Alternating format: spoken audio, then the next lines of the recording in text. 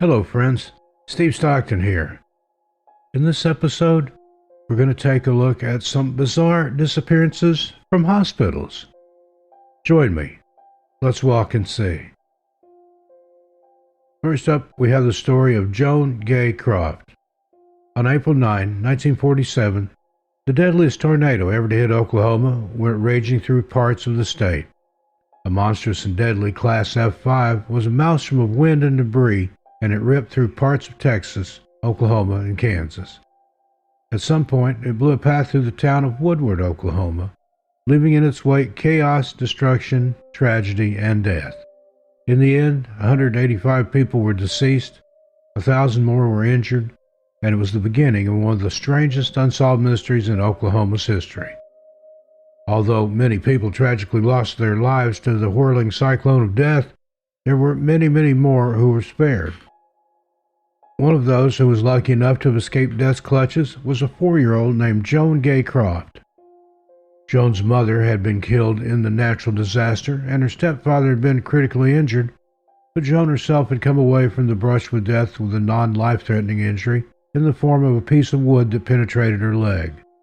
She was found and rushed to the hospital for treatment, along with her sister, Jerry, who had also suffered non-life-threatening injuries. There was obviously a huge influx of seriously injured people, some on the brink of death due to the storm, and so the girls were quickly and easily treated and then relegated to the basement of the overcrowded hospital, as it had been transformed into a shelter where many refugees from the tornado were being housed and treated. They were there for a night, and things were chaotic and sad, but they got through it together. The next day, 2 men in what were described as khaki army uniforms went into the hospital and made their way down to the basement. They went straight for Joan and tried escorting her out of the basement in front of everyone else, which by now was at least a few hundred people, despite the little girl's loud protests and screaming.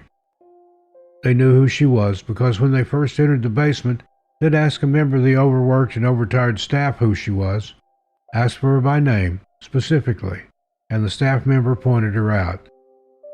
They didn't seem to be interested in anyone but the 4-year-old girl. Joan screamed and cried, pleading with the men not to make her leave her sister, and the men patiently comforted her, telling her that they were friends and that she would be back there in just a few hours to collect Jerry so they could be brought to wherever they were going together. The hospital staff realized what was going on after seeing the commotion and tried their best to intervene, and as they did, the men were very calm and composed, seemingly very professional, and they then explained that they were merely taking the girls, Joan first and then Jerry, to another hospital where the girls' relatives were waiting for them. Somehow, the men were allowed to leave with the little girl, as apparently that explanation was deemed good enough for whoever was in charge. But no one ever returned with Joan, and she was never seen or heard from again. Nobody ever saw the 2 men again either. Eventually, it was discovered that Joan had vanished and had more than likely been abducted. And when that happened, a major manhunt was launched for her, but it turned up almost nothing at all. In fact, her kidnappers have never been identified, and no trace of them or Joan has ever been found. The case gained international coverage, which meant it was a big deal at the time, a time when most cases didn't get much further than the local media and news. And in the years to come, it spawned many anniversary articles asking what could have happened to the little girl and who her alleged abductors were. On May 22, 1993, the case was covered on the show Unsolved Mysteries, and it featured a full dramatic reenactment of the whole bizarre event.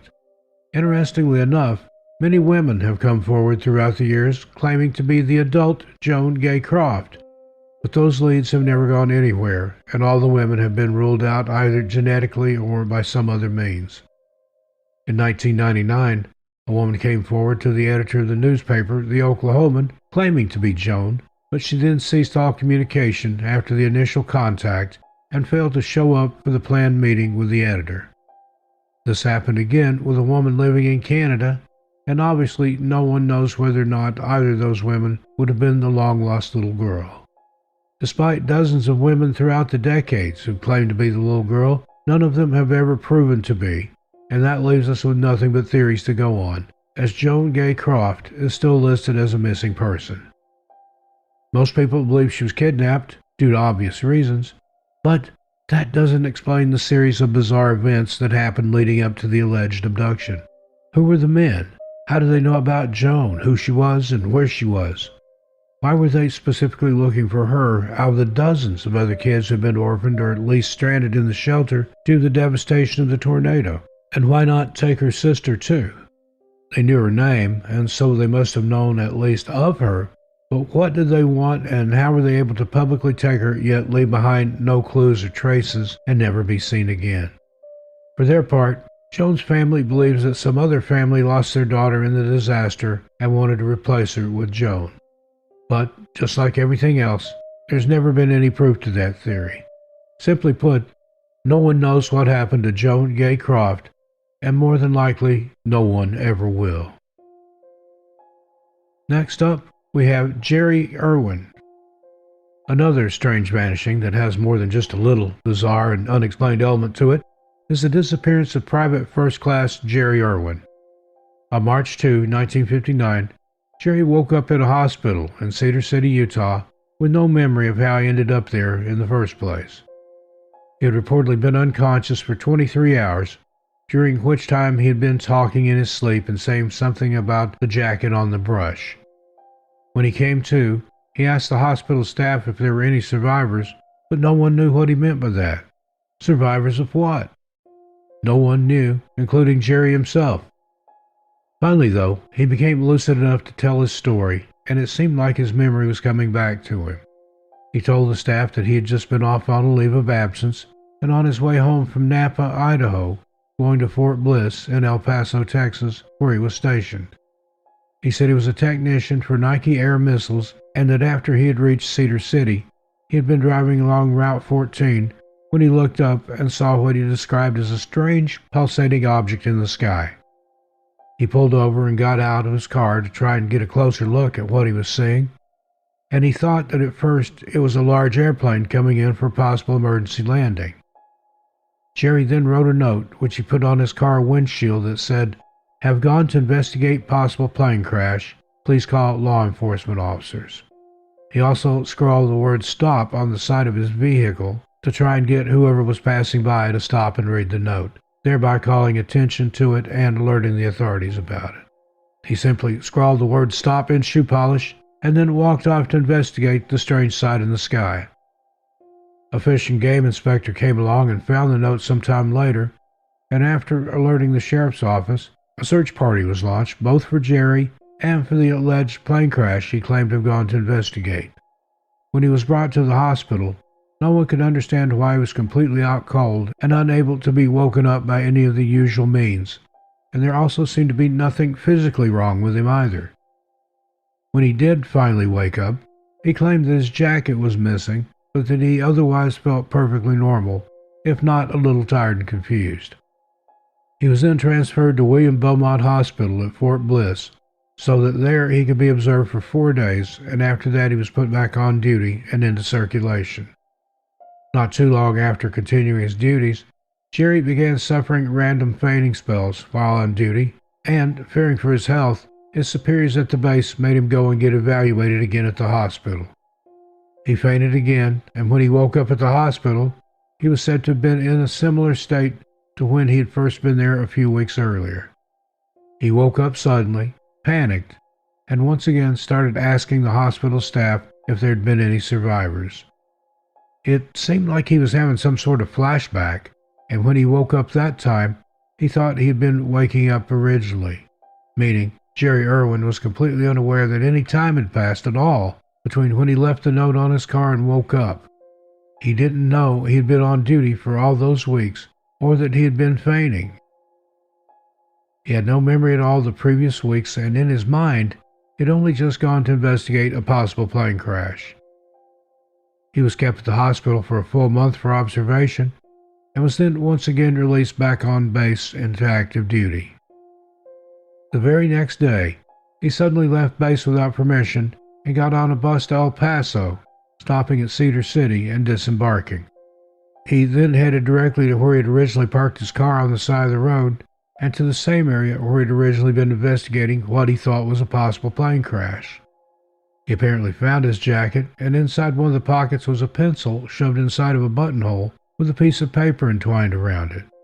Jerry purportedly burned the paper, but then came out of whatever trance he was seemingly in and returned to the road. He was picked up there by the local sheriff. The sheriff told Jerry what had happened to him, but he had no recollection at all of leaving the base or as to why he had traveled back to that very spot.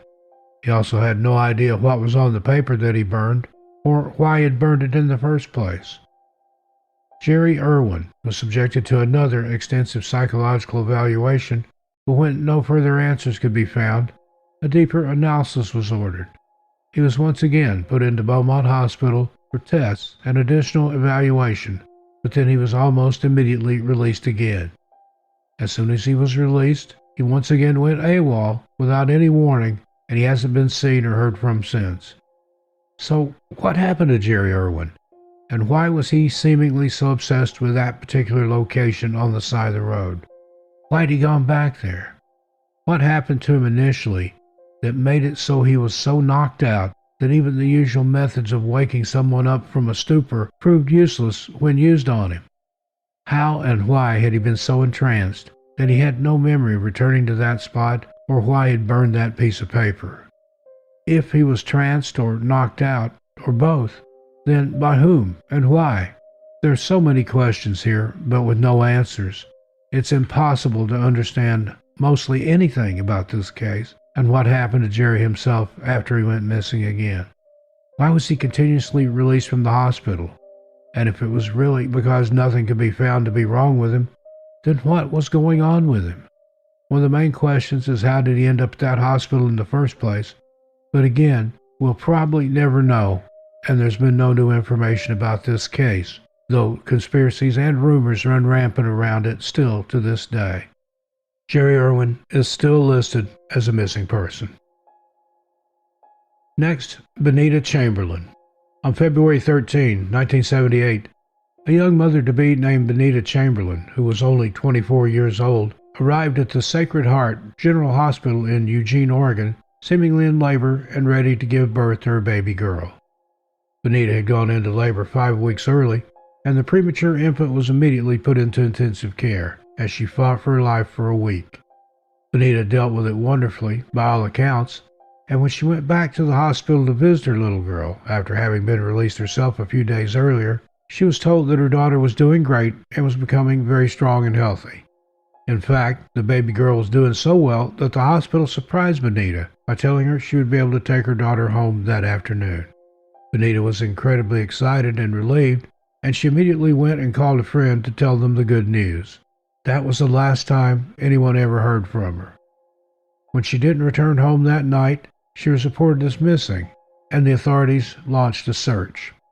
Her car was quickly found, and it seemingly had been abandoned at a nearby bottling factory, and it didn't take long for them to find her purse, which had been discarded in the parking lot of the University of Oregon.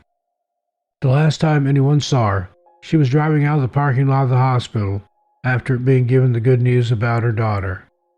Her newborn daughter and Bonita's 2 oldest daughters were all left behind with no answers and without their mother.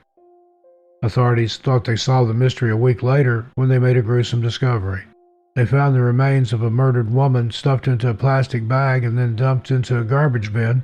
However, it turned out to be someone different and had nothing to do with Bonita. So what happened to Bonita Chamberlain? It's still a mystery to this day, and she is still considered a missing person.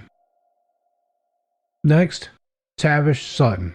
An equally strange disappearance happened on March 6, 1993, when a 1-month-old baby named Tavish Sutton was admitted to the Hugh Spalding Pediatric Unit of Grady Memorial Hospital in Atlanta, Georgia.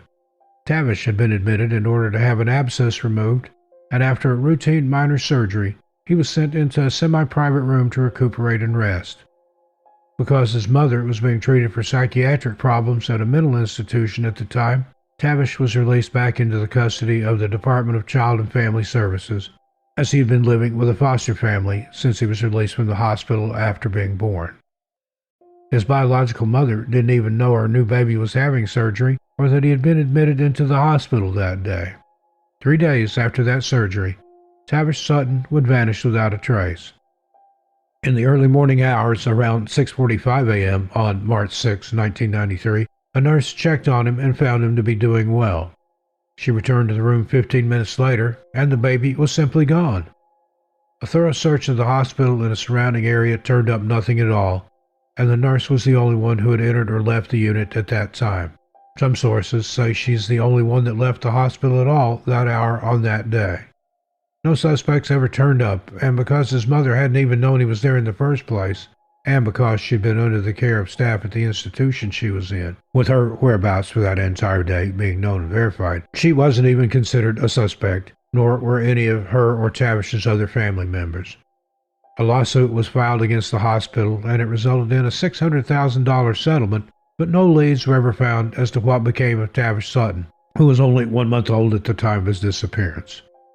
The main theory in the beginning was that a woman who would show up at the hospital pretending to be pregnant all the time had somehow abducted him, but this was never proven, and that lady too had an alibi and wasn't able to be considered a suspect in this case.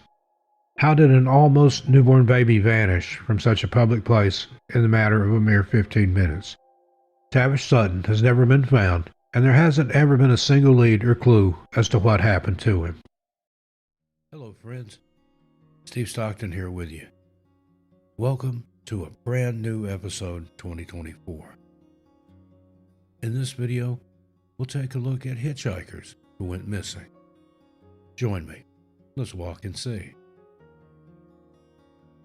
Now, they say the road less traveled holds the greatest mysteries. And out there, on the roughly 4.2 million miles of roads and highways throughout the USA, that couldn't be more true. Every night, as the world sleeps, the highway becomes a stage for vanishing acts. It's as if the darkness itself has an appetite, devouring hitchhikers without a trace. Let's discuss some cases in which the following individuals were offered a ride to their destination, never to be seen again. Buckle up, this is going to be a strange one. First up, we have Mitch Weiser and Bonnie Beckwith. Mitchell Weiser, age 16, also known as Mitch, and his 14-year-old girlfriend, Bonita Beckwith, also known as Bonnie, were reported missing after being seen hitchhiking along a highway in Narrowsburg, New York. They were heading northwest towards a town called Watkins Glen, 107 miles away. The date was Friday, July 27, 1973, and the couple were desperately attempting to hitchhike their way to the Watkins Glen Summer Jam concert. The concert was a huge affair, boasting performances by the Allman Brothers, the Grateful Dead, the band, and many other popular artists of the time. Approximately 600,000 individuals were in attendance at the concert, earning it a spot in the Guinness Book of World Records. Out of the massive crowd that numbered well over 500,000, only two individuals vanished without a trace, Bonnie Beckwith and Mitch Weiser. No one has seen or heard from them since they attended and participated in the event. Mitch was a resident of the Flatbush neighborhood of Brooklyn, New York, and had initially intended to go to the concert with his friend Larry Marion. However, due to Larry's mother's restrictions, Mitch asked Bonnie to join him instead. Bonnie and Mitch had been together for about a year when he decided to take time off from his summer internship at a photography studio in Coney Island to attend the event. He was determined not to miss it. He was overjoyed when Bonnie, who had been a parents' helper at Camp Wilmette during the summer in the Catskill Mountains, decided to join him. She had attended the camp as a child and cherished her time there. However, when her boss wouldn't approve her time off to go to the concert with Mitch, she quit on the spot and told him she would be back after the concert to collect her personal belongings and final paycheck. With worried expressions, Mitch's mother Shirley and his sister Susan pleaded with him to reconsider attending the concert. Both of them strongly believed it was a poor decision. Yet, he refused to change his mind and was determined to go. Shirley stepped in and offered him some money to cover his travel expenses there and back. At that moment, Mitch was already making his way out the door. It's unclear if he didn't hear or if he was purposely ignoring her, but with only $25 in his pocket, he left without a second glance and never returned. he would never step foot inside his home again. Mitch rode a bus to Narrowsburg and then hopped on another one to Camp Wilmette, where he arrived around midnight on Thursday. By this point, he was almost completely broke. He made sure to call his mother and sister to let them know he arrived safely, but also that he had very little money left. His mother and sister were understandably worried and tried once again to convince him not to go. But Mitch assured them that he would be fine and promised to see them when he returned home on Sunday. His plan was to hitchhike 150 miles northwest so he could attend the outdoor concert with Bonnie. After spending the night at their campsite, they had breakfast on Friday morning before embarking on what they thought would be an exciting adventure. A kind man in a pickup truck offered them a ride back to Narrowsburg, and they gratefully accepted before making their way to Highway 97. Using a homemade cardboard sign, they hitchhiked and asked for a ride to the concert. When the truck driver glanced back one last time, little did he know that it would be the final confirmed sighting of the two teenagers. As Sunday night passed without a call or appearance from Mitch as he promised, his family grew increasingly concerned.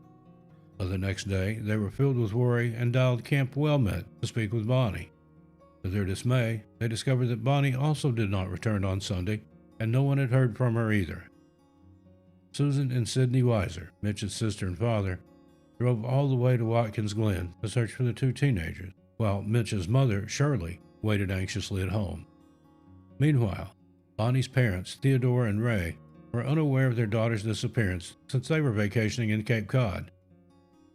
Upon hearing the devastating news, they rushed to Camp Wilmette without hesitation. They reported their daughter was missing, hoping for assistance in finding her. However, their hopes were quickly dashed as the police brushed off their concerns and chalked it up to another pair of teenagers who had run away after attending a concert. Just 3 days before her disappearance, Bonnie had sent a letter to her parents. In it, she expressed her happiness at Camp Wilmette and how much she valued the freedom she had there. She also mentioned that when she returned home, she hoped her parents would give her more space to grow and travel. This last part gave them hope that perhaps she had gone on a trip and would contact them soon.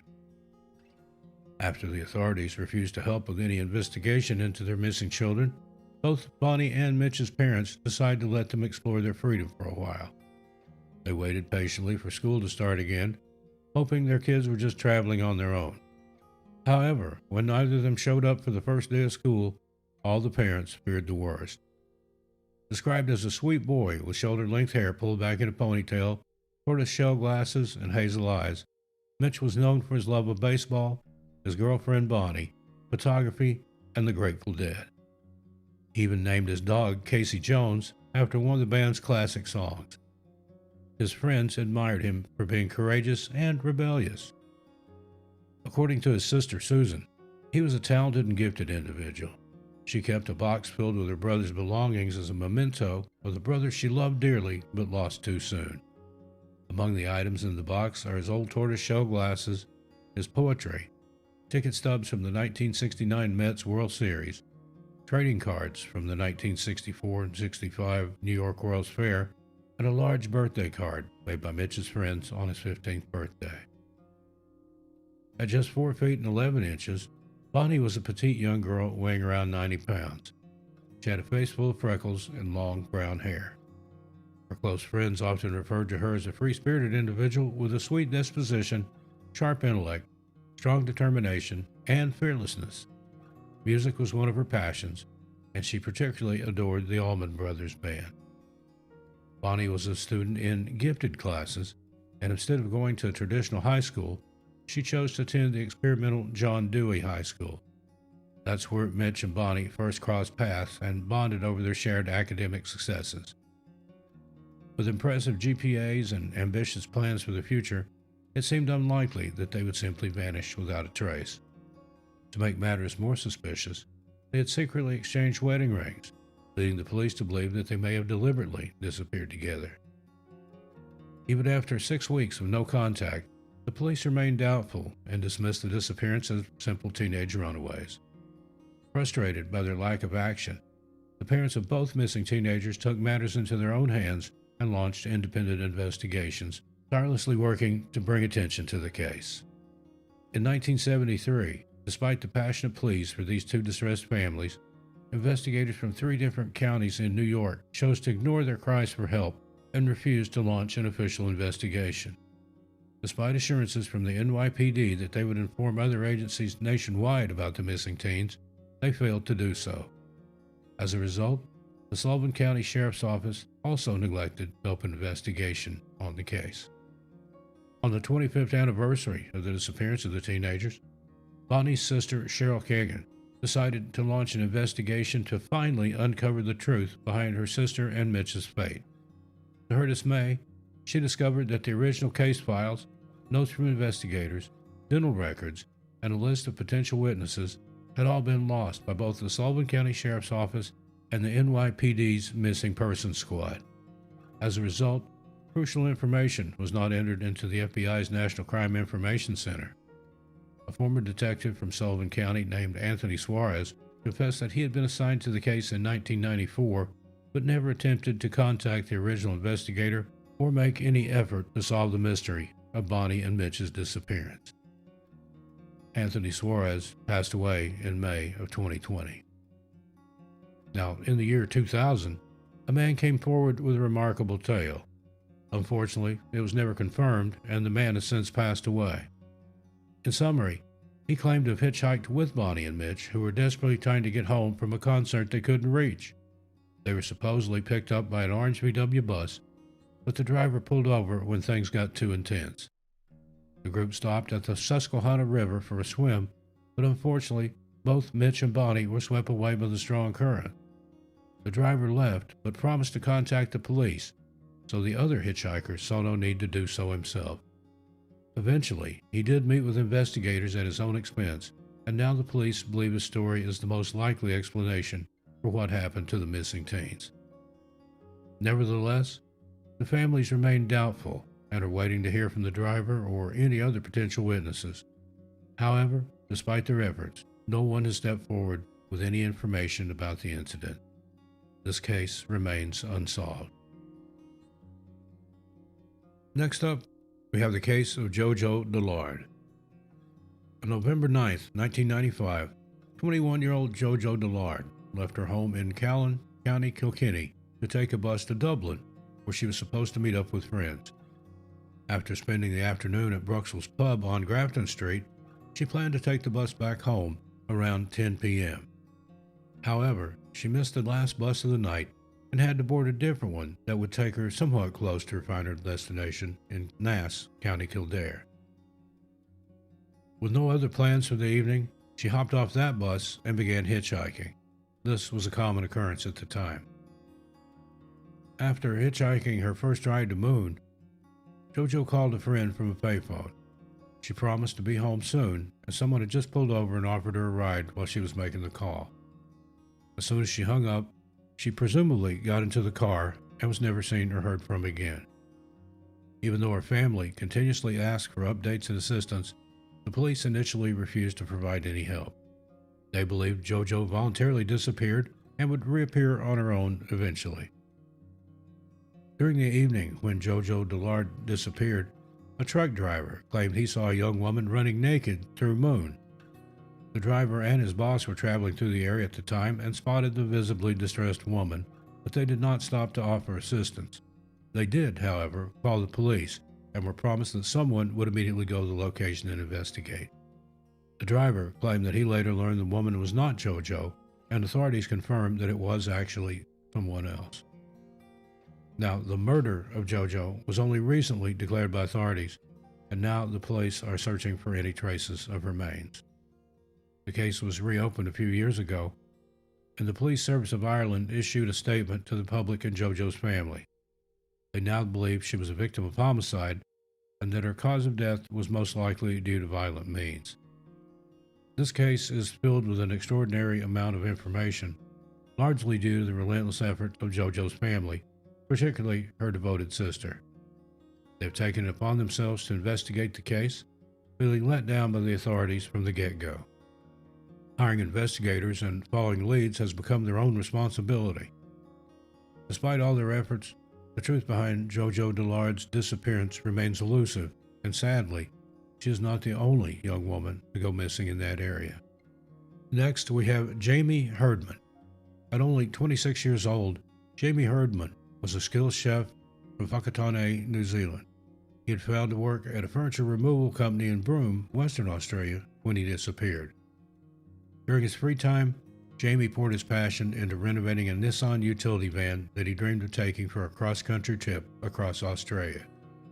After completing his project and waiting for the perfect moment, Jamie finally set off on his long-awaited road trip. Jamie's family reported him missing on December 5, 2006, when they couldn't reach him during his trip. An investigation was launched, and authorities discovered that Jamie was last seen hitchhiking at Dally Waters, approximately 317 miles from Darwin, where his family believed he was headed. His van, which had a history of overheating, was quickly located abandoned near a roadhouse on Stewart Highway. Inside the unlocked van, authorities found Jamie's clothes, phone, credit cards, toothbrush, and some cash. However, his keys were missing. In November of 2006, Jamie made the unusual decision to travel through the center of Australia on his way to Dally Waters. His brother Carl described this as bizarre. Jamie was an avid fisherman, leading his family to believe that he would have more likely chosen a route along the coast. However, Carl reported that Jamie had left Broome suddenly and without informing anyone, not friends, family, or even his employer. The family suspected that Jamie may have received a warning from a friend about someone who was after him or planning to harm him in some way. Everyone held on to the hope that Jamie was simply unaware of the search efforts to find him and that he was out there, somewhere, continuing his journey and still safe. There was also the possibility that he had become stranded in a remote Aboriginal community, cut off from the rest of civilization due to severe flooding. But as more time passed, without any word from Jamie, it became increasingly unlikely that he would be found alive. Despite extensive search efforts on land and in the air, no trace of Jamie or any clues as to his whereabouts have ever been discovered. He remains missing to this day, along with many others who have traveled through the isolated Australian outback and never returned home. And finally, Joshua Jones. Joshua Jones, a 29-year-old man from Hurst Rise in Matlock, Derbyshire, England, left his home on December 12, 2020 at approximately 11:30. He told his wife, Talia, that he was going to the pharmacy and would be back soon. Before leaving, he kissed his 2-year-old son and wife goodbye, but never returned. At around noon, CCTV footage captured Joshua at a department store, and then later at a nearby Sainsbury grocery store. Witnesses reported seeing him hitchhiking on the A632 towards Chesterfield at around 4 p.m. Prior to his disappearance, Joshua had texted his wife saying, "I love you to the moon and back." This mysterious vanishing led to multiple reports to the police about potential sightings of Joshua. However, no one has been able to locate him since. When he disappeared, he'd been wearing a gray super dry jacket and blue jeans. The sleeves of the coat were light colored and the inside was green. Other identifying features include a Japanese-inspired tattoo on his right arm featuring a dragon, a koi fish, and a crane. On his left wrist, there was a tattoo in Talia's handwriting that read, "To the moon and back," with a red rocket and runes surrounding a moon inside. Despite the efforts of authorities, including drone searches, mountain rescue teams, and a helicopter, Joshua Jones could not be found nor any information about his disappearance. There are no leads or evidence in this case. His wife claimed that she wasn't surprised that he couldn't be seen on CCTV footage because there were only cameras in central Matlock. Talia also mentioned that her and Joshua had often talked about leaving society behind and building a treehouse to live in. During the pandemic and lockdowns, Joshua struggled with feeling trapped and anxious. He refused to seek medical help, believing time would heal his wounds. Talia remains hopeful that her husband is still alive and possibly living in the wilderness, as he was skilled in survival and loved the outdoors. Now, there is no record explaining the reason that he would have had to possibly leave his wife and son behind intentionally. However, the day before he vanished, his car had broken down, and both he and Talia were concerned about the expenses of getting it fixed and how that would affect plans to purchase Christmas gifts. On top of that, rent was due, and they had yet to shop for their holiday meal. Talia speculates that the stress of their life together may have pushed him to flee. Unfortunately, there is no further information on this case, and Joshua Jones remains missing to this day. Hello, friends. Steve Stockton here with you. We're going to be talking about people who vanished while on the phone. Join me. Let's walk and see. First up, we have Angela Marie Hammond. On April 4, 1991, 20-year-old Angela Hammond was at a phone booth in Clinton, Missouri at around 11:45 p.m., talking to her fiancé, Rob Schaefer. The phone was located in a parking lot outside of the Food Barn store in the center of town near Jefferson and 2nd Streets. Angela had parked her car in order to make the phone call to Rob because she wanted to let him know that she was too tired to meet with him that night like they had planned and just wanted to go home, take a bath, and relax instead. The two lived together but had plans to meet somewhere after they both got out of work. While on the phone with him, she mentioned a mysterious pickup truck that had just started incessantly circling the booth she was in while she was talking to it. She became even more suspicious when the man driving the truck parked his car next to hers and got out, looking all around on the ground with some sort of light, as though he were trying to find something. Not knowing what was going to happen next, but having a bad feeling about the whole situation, Angela described both the man and his truck to her fiancé. She described the man as being filthy and bearded. Suddenly, Angela started screaming, and the line had gone completely dead. Rob was only a few blocks away and immediately threw the phone down, got into his own vehicle, and sped all the way to where Angela had been talking with him just moments earlier. On the way to the scene, though, he heard her scream and call out his name as he passed a truck that he noticed looked just like the one she had been describing to him before all hell broke loose. It was a late model 1960s or early 1970s green Ford F-150 truck. He followed the truck for about a mile down 2nd Street and Culvert Drive, but the very sudden shifting of gears broke down his vehicle's transmission, and his car stalled in the middle of the road as he helplessly watched the man drive away in the truck with his terrified fiancée inside. Angela was 4 months pregnant and was never seen or heard from again. Rob said that he had gotten a better look at the truck Angela had been taken into, and reported that it had a water decal or some sort of outdoor scene covering the whole back window, that it possibly had a white top, and possible damage to the left front fender. Witnesses reported seeing a Caucasian male driving a similar-looking truck near the phone booth at the same time Angela disappeared. The man has never been identified, but was reportedly wearing overalls and a dark-colored baseball cap. He wore glasses and had a beard and mustache. A composite sketch was completed based on witness testimony, and though Rob was initially considered a suspect, he passed a polygraph test and was eventually ruled out. At the time of her disappearance, Angela worked in a bank and attended classes at Central Missouri State University in Warren, Missouri. Angela is a white female who would turn 53 years old on February 9, 2024, and was only 20 years old at the time of her disappearance.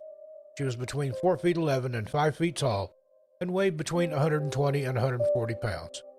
She was wearing a white button-down shirt with black spots on it, black slacks, and white sneakers.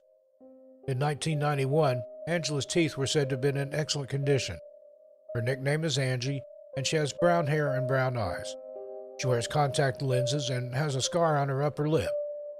Anyone with any information about this case should contact the investigating agency, the Clinton, Missouri Police Department, at 660-885-5561. Next up, Brandon Lawson. Brandon Mason Lawson was born on November 18, 1986, in Fort Worth, Texas, in the United States. His parents' names are Brad and Kimberly, and he has 3 siblings named Brittany, Kyle, and Billy. Brandon and his common-law wife, LaDessa, were high school sweethearts and had 3 children together. On the evening of August 8, 2013, 26-year-old Brandon had an argument with LaDessa at their home in San Angelo, Texas. And as per the agreement the two had made with one another, when things got too heated, one of them would leave and give both time to cool off, and that's just what Brandon did. Brandon called his father and explained the situation, saying he wanted to come and spend the night at his house. Brad, who lived 3 hours away, didn't think it was a good idea for him to drive so far away and tried to talk his son out of it. However, Brandon insisted, and they hung up with one another. Brandon left his house in his vehicle, a silver Ford F-150, at 11:54 p.m., but would never return home again. Brandon ran out of gas on his way to his dad's house, which was located in Crowley, Texas, and he pulled over on Route 277 between San Angelo and Bronte in Coke County.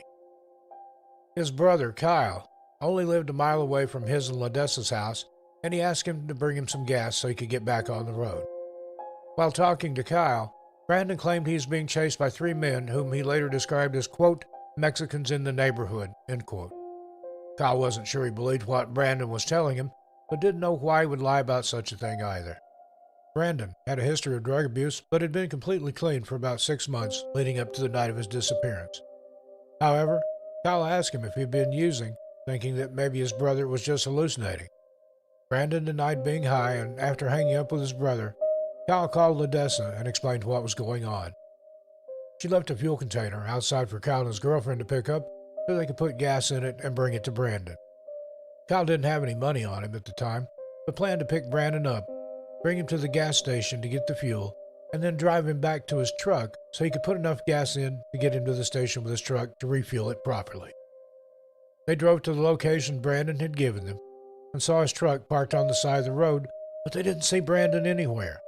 A sheriff's deputy who had been contacted by a trucker showed up a few minutes later to check the vehicle out. During another call between Brandon and Kyle, after Kyle had gotten to the truck and saw the officer there, Brandon told him, "I can see you. I'm right here." However, neither Kyle nor the deputy could see Brandon anywhere. When Brandon still hadn't shown up after several more minutes, Kyle thought it was possible that Brandon simply didn't want to have any contact with law enforcement because he had only recently learned that there was an outstanding warrant for his arrest. It was related to some drug charges issued to Brandon out of Johnson County years before in 2005. Many phone calls were made to and from Brandon's cell phone that night. The area had very poor cellular reception, so many of those calls either never went through or were dropped. It was at 12:30 a.m. that Brandon first called Kyle and told him he was out of gas. At 12:51, just after dialing 911, which we will discuss further in a moment, Brandon called Kyle's phone and left him a voicemail. Also, at 12:51, Brandon called Ledessa, but she didn't pick up because her phone had been left in her car that night, which wasn't too unusual. At 12:52, Brandon called Audrey, Kyle's wife, and said, Audrey, I'm bleeding." Those are the last known words ever to be spoken by Brandon Lawson. At 12:54, Kyle called Brandon, but got no response. And at 12:57, Brandon called Kyle back. Then at 12:58, Brandon called one of his neighbors. And at 12:59, Kyle called Brandon again. However, none of these phone calls would last very long, and none of them got Brandon and his brother any closer to one another. At 1:04 in the morning, the 911 dispatcher called Brandon back and tried to get some more information, but he didn't pick up, and she left a voicemail. At 1:09, Brandon called Kyle 3 times in a row, and then at 1:15, called him twice more. Those are the final calls made from Brandon's phone, and from 1:19 on, all calls to Brandon's phone went directly to voicemail, and no calls were ever made from the phone after 1:15 a.m. call to Kyle. Brandon's 911 call became a huge subject of debate and the hottest topic of the case overall when it was finally released to the public, and the internet all but blew up with theories and speculation about what was being said and what could have happened to Brandon. It's incredibly hard to understand what's being said, possibly due to the poor cell service in the area. Here's one interpretation of several circulating online of the transcript of his original 911 call that night. Many people hear different things, and mostly what's being said has never definitely been determined, but many sources believe this is what most likely had been said that night. We have no opinion one way or another, but here's the interpretation. Operator, 911 emergency. Brandon. Yes, I'm in the middle of a field. If they could just bring some guys over. Right here, going towards Abilene on the Bronte side. My truck ran out of gas. There's one car here and guys chasing me into the woods. Please hurry. Operator. Okay, now run that by me one more. Brandon. I tried talking to him. I totally ran into them. Operator. You ran into him. Okay. Brandon. Just the first guy. In a background noise. Brandon, I got shot. Operator, do you need an ambulance? Brandon, yeah, no, I need the cops. Operator, is anybody hurt? Strange noises in the background. Operator, hello? Hello? Hello? Brandon, very faintly, help me. Now, in a slowed down version of the call, many people believe there's another voice talking, saying, get up and protect yourself. But there's just never been anything definitive to point in the direction of what actually happened to Brandon Lawson that night. There's so much rumor and speculation surrounding this case, but if we're just sticking to the facts, the case is still open and unsolved. Brandon's family continued to search for him in the area through the morning, but they never found any evidence as to his whereabouts. Law enforcement initially presumed that Brandon might have been hiding and on the run because of an outstanding warrant, but most people didn't find that plausible, given that he called 911 himself and specifically requested the dispatch send the police to the station. Ledessa and the rest of Brandon's family tried to search as much of the area where his truck was last known to be, but their efforts were hampered by many landowners who refused to allow them to search their property. Not a single shred of evidence was ever found that would even suggest what might have happened to Brandon.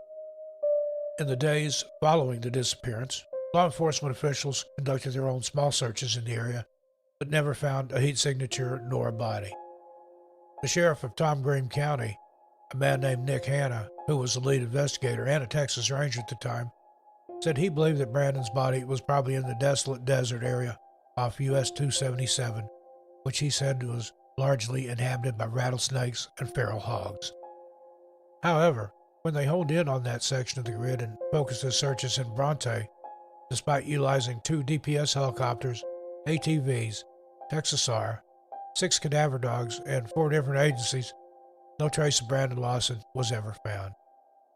It's a mystery that remains today, with the many interpretations of the 911 call being the prime focus of the whole situation, with people thinking if he were ever to be found, what was really being said in that phone call would be the key to it all. And next, Joanne Marie Peterson. Joanne Marie Peterson was born on May 17, 1972, and was 10 years old at the time of her disappearance on February 19, 1983. Joanne disappeared from an area near her home in Fraser Valley in British Columbia, Canada, after having an argument with her sister. The girls had been out for a walk and their parents weren't home. They had an argument and Joanne started to cry, and her sister ran home and locked her out of the house. Joanne then walked to the penny pincher store that used to be near Vetter and Watson Roads in Sardis. She walked into the store and spoke to the clerk behind the counter before going outside to use the public payphone booth to make a call. Joanne called the operator to try and connect with her parents, and witnesses came forward reporting that they had seen a man inside the booth with her at the time. Joanne did manage to make contact with her mother during that call and asked her mother to come and pick her up. A man suddenly grabbed the receiver and told Joanne's mother that if she wasn't there within a half hour, he was going to call the police. Her mother made it there within 15 to 20 minutes, but Joanne was nowhere in sight. The case quickly went cold despite the best efforts of the RCMP and all the other agencies involved, and despite desperate pleas from Joanne's family for someone to come forward with Joanne or with news of what had happened to her. Her mother, Angela Riley, in a video released by the RCMP on February 19, 2008, 25 years after the disappearance occurred, pleaded with the man who had been with her daughter by saying, "Please come forward. That would relieve me of so much grief. Please come forward. As a mother, I am pleading for you to come forward. Please do that for me." The case remained cold, but a break came 3 years later when a letter dated August 28, 2011 was hand-delivered to Chilliwack RCMP. Corporal Tommy Hollingsworth from the Upper Fraser Valley RCMP said in an interview a month later in September of 2011 that there's certain details I guess that only this person would know, meaning it had been the man who had been with Joanne when she disappeared who wrote the letter, though none of the contents of it has been released to the public. More conflicting information came when the investigators said that they had been written an anonymous letter that they knew to definitely be from the mysterious man in the dark coat. the man who had last been with a little girl before she disappeared back in 2008, and that they weren't 100% sure that he had written the 2011 letter after all. In 2023, just days before the 40th anniversary of Joanne's disappearance, Chilliwack RCMP announced that they had identified the man who had been in the phone booth with Joanne that fateful night. RCMP released this statement, quote, "Recently, police were able to identify this male and rule him out as a suspect. His identity will not be shared with the public at this time," end quote. Crime reporter John Daly, who's been following the case all along, said that it's perplexing to learn that the police have finally identified the man who was in the booth with the little girl, but that after all these years, they publicly stated that he wasn't a suspect or even a person of interest anymore. He goes on to say, "One can only wonder what they've told him and why it took so long to find him and why he didn't come forward earlier. Or have they discovered who he was, determined who he was, and he's dead? We don't know." Now, there are obviously more questions than answers in this case, more than ever before, but the Chilliwack RCMP say that they haven't ever given up hope that they will find out what happened to little Joanne, and that they will never stop investigating this case until they have all the answers. John Daly said, "The police went to the wall to solve this case all those years ago, and it looks like they're prepared to go to the wall again." Anyone with any information into the disappearance of Joanne Marie Peterson should contact Constable P. Neitz from the Chilliwack RCMP Serious Crimes Unit at 604-792-4611, or to remain anonymous, you can call the Crime Stoppers Canada tip line at 1-800-222-8477. And another number you can call with information is that of the British Columbia RCMP at 788-290-3100. Hello friends, Steve Stockton here with you. In this episode, we're going to be taking a look at people who mysteriously vanished without a trace from their workplace. Join me. Let's walk and see. First up, we have Trevolene Evans. Trevolene Evans lived a very normal and quiet life in Llangollen, Wales, until the day she disappeared on June 16, 1990. Trevolene was devoted to her husband and their son, both named Richard, and in 1989 she was finally able to make a lifelong dream come true when she turned her passion for antiques into a business and opened her own antique store called Attic Antiques. On the day she disappeared, Trevolene had been having a seemingly normal day while purchasing groceries, interacting with customers, and doing her daily duties at the shop, seemingly until the moment she put a note on the front door saying she would be back in 2 minutes, and then she simply disappeared, never to be seen or heard from again. At approximately 12:40 in the afternoon, Trevolene was seen purchasing a banana and an apple at a nearby grocery store, and she was then seen heading back in the direction of her shop. There was a banana peel in the wastebasket inside the antique shop, which made investigators believe that she did make it back there at some point. However, if she left the shop and went on that 2-minute errand as the note she left said she would, then why hadn't the note been removed? It's reasonable to think that she would have taken it down when she walked inside the shop, since she more than likely would have used the main entrance, which is where she had originally stuck the note. Her purse and jacket were also found inside the shop, along with several other items she had been planning to take home with her that day, but there was no sign of Trevolene herself, nor were there any clues left behind as to her whereabouts. In the years since the disappearance, there have been alleged sightings of Trevolene all over Europe, but not a single one of them was ever able to be confirmed. There was also a report of a still unidentified man in the shop with her on the day she disappeared, but no one knows if that was a rumor or if someone had actually come forward having witnessed it and it was true. Authorities still haven't publicly announced the identity of the man, if they ever uncovered it at all. Sadly, there's very little information about this case that can be verified as fact, and there's been a lot of rumor and speculation about Trevolene's marriage not really having been a happy one, and other things in her life having been just a happy facade she put on to save face publicly and with friends and family. At the end of the day, Trevolene's case is one of the most baffling missing persons cases in the United Kingdom. Next up, Kim Sue Leggett. 21-year-old Kim Leggett worked at the Ross Cotton Gin in Mercedes, Texas, and she was last seen standing outside the business before she vanished on October 9, 1948. She was employed as a secretary at the business, which was owned by her father-in-law. At around 4:30 p.m., a customer had gone into the business with a load of produce which Kim helped him weigh. A few minutes later, another customer said they saw Kim talking to two unidentified males in the parking lot of Ross, standing next to her car and what looked like a white sports car. When the same customer came back a half hour later around 5 p.m. with another load to weigh, he noticed Kim wasn't there. And although her car was parked right where it had been when he weighed the produce with her earlier, the white sports car was gone. About 15 minutes after she had last been seen in the parking lot, so at around 4:45 p.m., Kim's parents received 2 phone calls telling them that Kim had been kidnapped for ransom. At first, they thought someone was playing some sort of sick joke on them, so they tried to call Ross to see if she was there, but they received no answer. This was worrying to them, understandably, as she was the secretary for that office, and it was her job to answer the phones, among other things.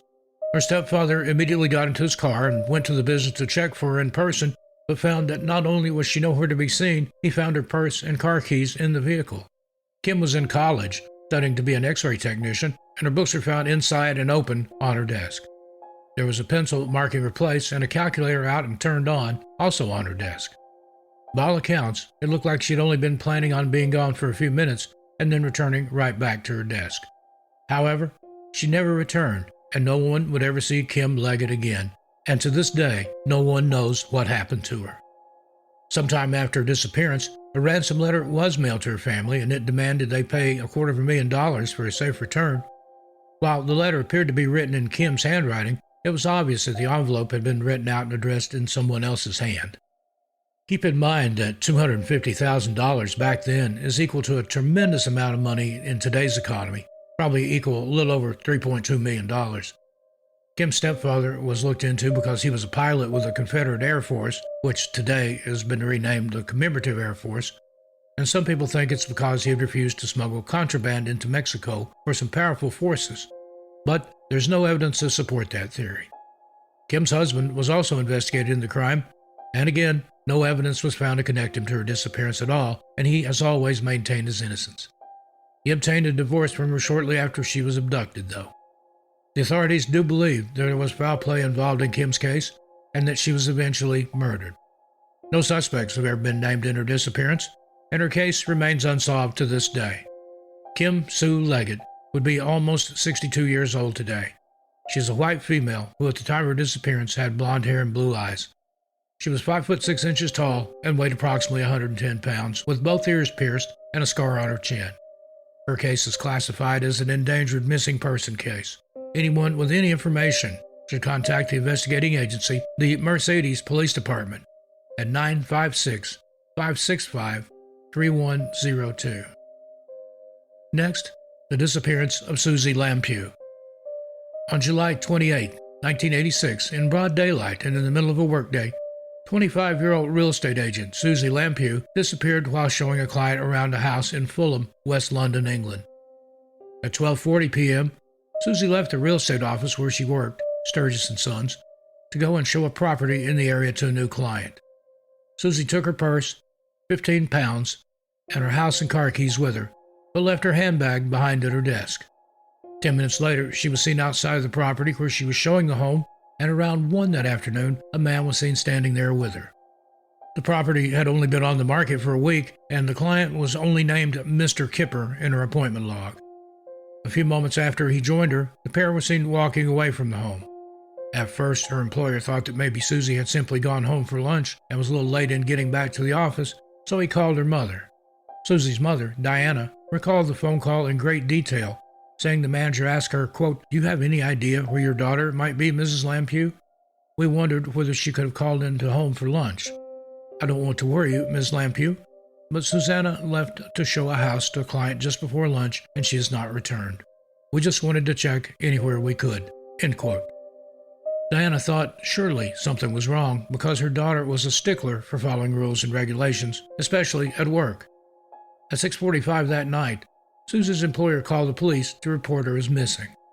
Her company car was found by the police about a mile from where her office was located in Fulham at around 10 that night. There were no obvious signs of a struggle in or around the vehicle, and there was also no fingerprints, as if the car had been wiped down. The driver's door was unlocked, and though her purse was found in the glove compartment, both her house and car keys were missing. Despite thousands of letters pouring into the family from the community and areas beyond of people praying for them and Susie's safe return, not to mention the media's extensive and near constant coverage of this case, nothing has ever led to finding Susie or to finding out what happened to her. Mr. Kipper was never identified, and 5 years after the disappearance, her mother Diana wrote, quote, "There has not been a single trace of her. Nothing. Just as though she'd been erased." End quote. At one point, there were some witnesses who came forward and told the police they had seen Susie arguing with an unidentified man in the street that day, just before they witnessed her climb into another vehicle. She was declared legally dead in 1994, and while the authorities thought they had figured out who Mr. Kipper was, they were never able to know for sure. A serial rapist named John Canaan had just been released from prison 3 days before Susie disappeared, and he also resembled the unidentified man she had been seen arguing with on the day of her disappearance. More than that, his nickname was Kipper, and one of his former girlfriends eventually came forward and admitted that John would always brag about having murdered Susie and gotten away with it. He was questioned at length and extensively about her disappearance, and though the police felt they had a very strong circumstantial case against him, they just didn't have enough evidence to charge him with her disappearance or with her presumed murder. They did publicly announce that they believed he was their suspect, even if at the time they couldn't do anything about it. In 1989, John Canaan was convicted of murdering another woman, and he received 3 life sentences for that crime. Despite that conviction, he remains adamant in his innocence in Susie's case and is adamant also that he had nothing to do with her disappearance. And lastly, the disappearance of Lynn Burdick.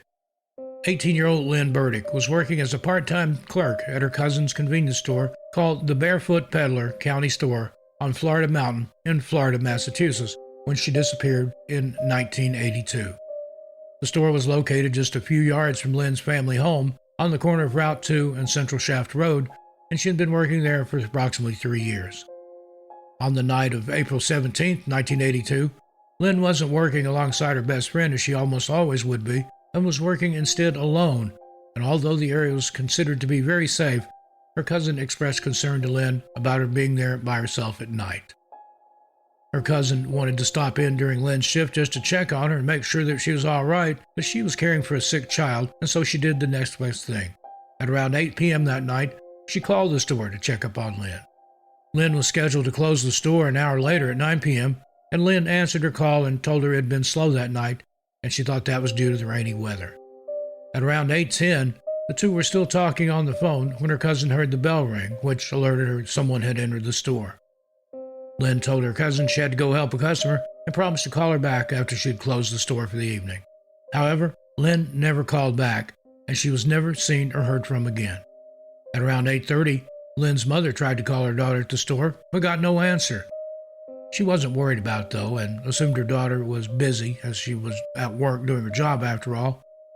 At around 8:40, another customer went into the store and found it completely abandoned and the front door wide open. This customer knew Lynn's family, and he immediately called them to tell them the store had been left unattended and no one was around. Lynn's family called the police immediately. When the police arrived on the scene, they saw Lynn's book open on the counter next to a half-empty bottle of soda, but her jacket from McCann Vocational Technical School and her purse were both missing. Although $187 had been taken from the cash register, there was still more cash underneath the register that had been left behind. Police knew that while Lynn would have been aware of the extra cash underneath the register, an intruder most likely wouldn't have known anything about it, and that's more than likely why it hadn't been taken. This is what led police to really believe Lynn had been taken against her will from the store that night, though there was nothing in her life that made the authorities or anyone else believe she left of her own accord, and abduction was always the reason thought to be behind her disappearance. A lead came in about an unidentified male who had tried to abduct a girl from behind the counter from the Williams College campus that same night before Lynn had vanished. In that case, the man tried to force the victim into a vehicle at around 7 p.m., but she luckily managed to escape. That attack took place approximately 40 minutes before Lynn was last seen by anyone. The suspect was approximately 5 foot 7 inches tall and around 40 years old. Though there's no information publicly about why they believe this to be the case, the authorities believe the suspect to have ties to the Vermont area. A police officer said he believed he spotted the alleged and presumed suspect's vehicle traveling towards Florida, Massachusetts on Route 2 a short time after it attempted to abduct the co-ed from Williams College.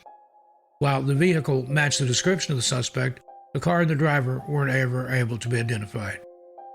Lynn Bardick was a senior at McCann Vocational Technical High School at the time of her disappearance, and she was on course to graduate with high honors. She was described by her peers and those who knew her as studious, well-behaved, as a caring young woman who often took care of her chronically ill mother and volunteered with several local charities that helped people with disabilities. She had plans to stay home after graduating so that she could take care of her mother while saving up for college one day.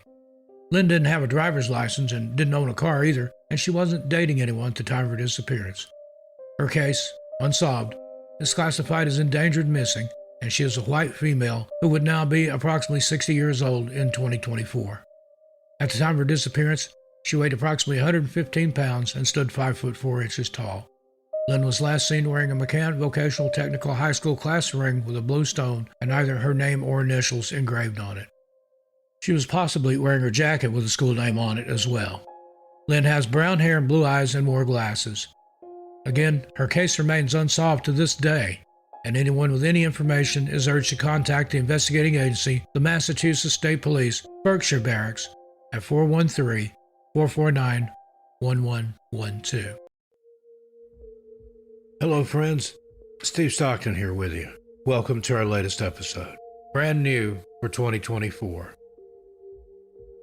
They were at the top of their game, sometimes millions of subscribers, and then they were gone.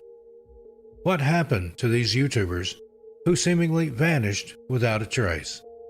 Join me. Let's take a walk and see. First up, Sunspeak. Nick Sonderegger created the channel Sunspeak in order to upload videos of himself enjoying his life and dancing all the time. While he didn't have a huge following and his channel wasn't very big, he was rapidly gaining a following. In 2018, Nick was at home with his friend Austin in Salton Sea Beach, California, when he heard a woman screaming outside of his house. His friend Austin heard it too and said it was loud and clear. Sounded like a woman was in trouble somewhere near Nick's house. Austin and Nick debated for a bit about whether or not they should go and investigate and see if someone needed their help, but they couldn't make up their minds, and eventually he fell asleep. When he woke later on, Nick was missing. It was thought that, more than likely, he'd gone outside, having decided to see if there was a woman out there or someone who needed assistance of some sort.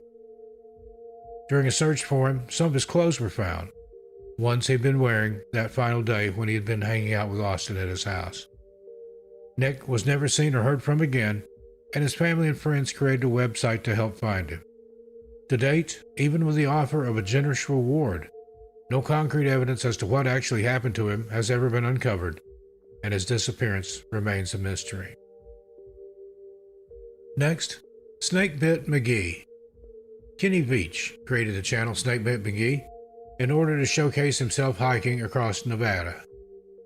He was passionate about hiking in the outdoors and thought it would be interesting to let people see his adventures firsthand and sometimes in real time on YouTube and other social media.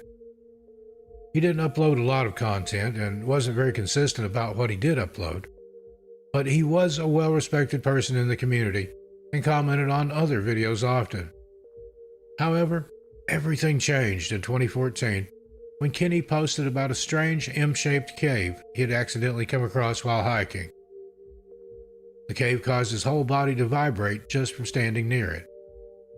He was initially scared and ran away, but started posting about filming himself in the desert as he made his way back to the M-shaped cave and explored it to see what it was and what caused the vibrations emanating from it. He was being greatly encouraged by people in the comments section of his videos about the cave, and when he tried several times to find it and failed, there were many people urging him to keep looking for it.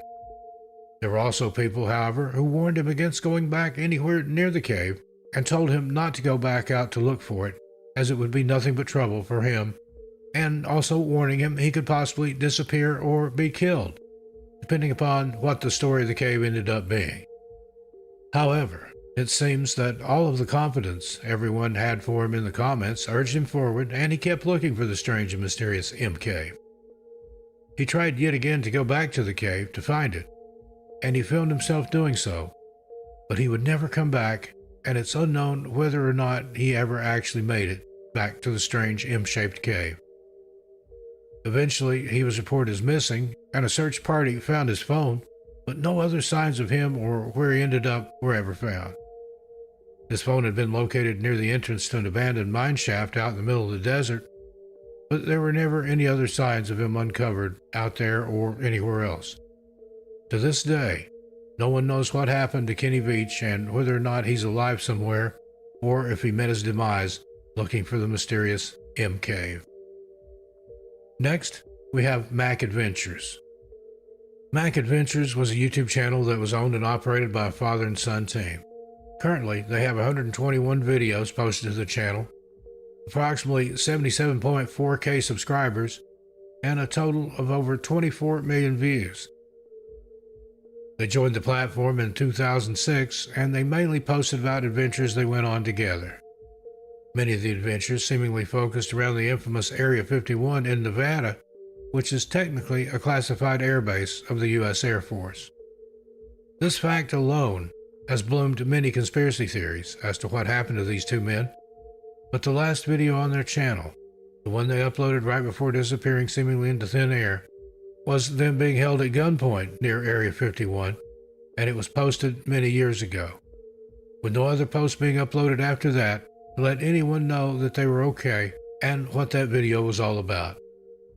The Sun allegedly put out a stream a little over a year ago telling everyone that they are alive, but gave no other explanation for why they abandoned the channel or what the video about them being held at gunpoint was really all about.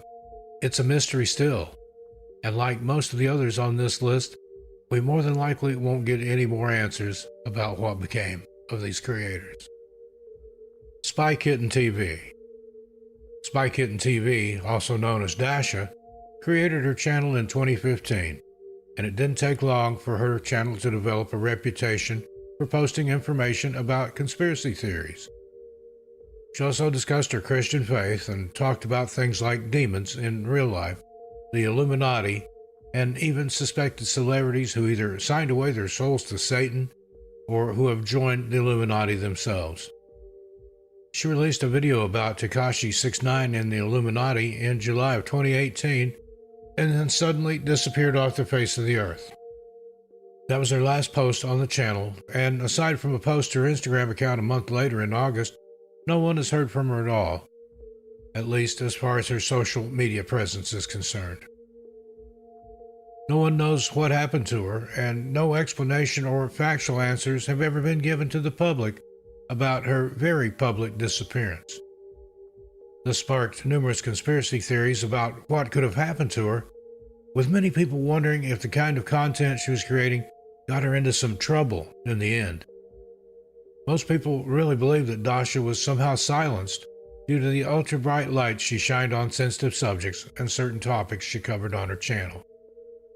Perhaps, it's thought by some, she got too close to the truth and to exposing some very serious things going on in this world and in the world of celebrities and other ultra-wealthy people, and had to be stopped. The fact remains, though, that anything is possible, and there are no real answers as to what happened to Spy Kitten TV. And now, Miss Hannah Minks.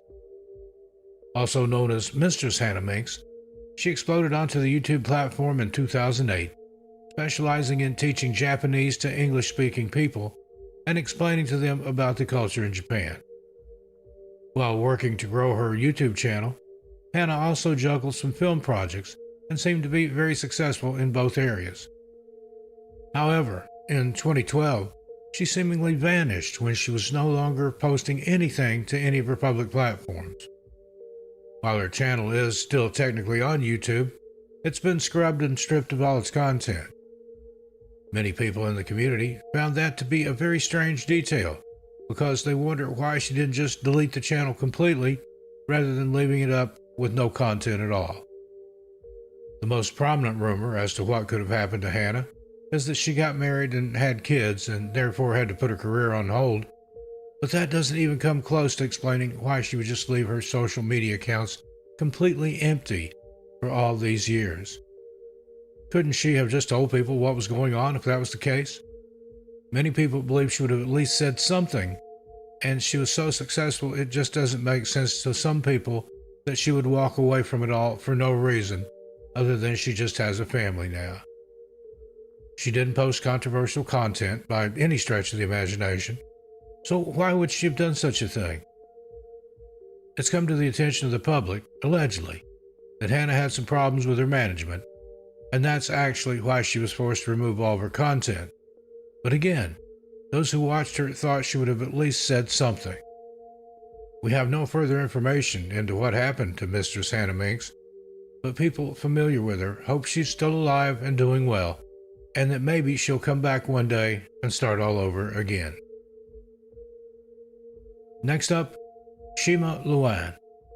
Shima Luan joined YouTube in 2008, and along with working on her own content, she collaborated with the very popular channel Super Planet Dolan, an Australian YouTube channel, and together they put out super fun animated content containing easy to understand facts, but in a fun and interesting way. In September of 2016, she vanished completely. SPD said that though they hadn't had any contact from Shima and hadn't heard anything from her, they were sure somehow that she was safe and doing well. Shima had ghosted pretty much everyone she'd ever worked on YouTube with, and she never spoke to anyone again.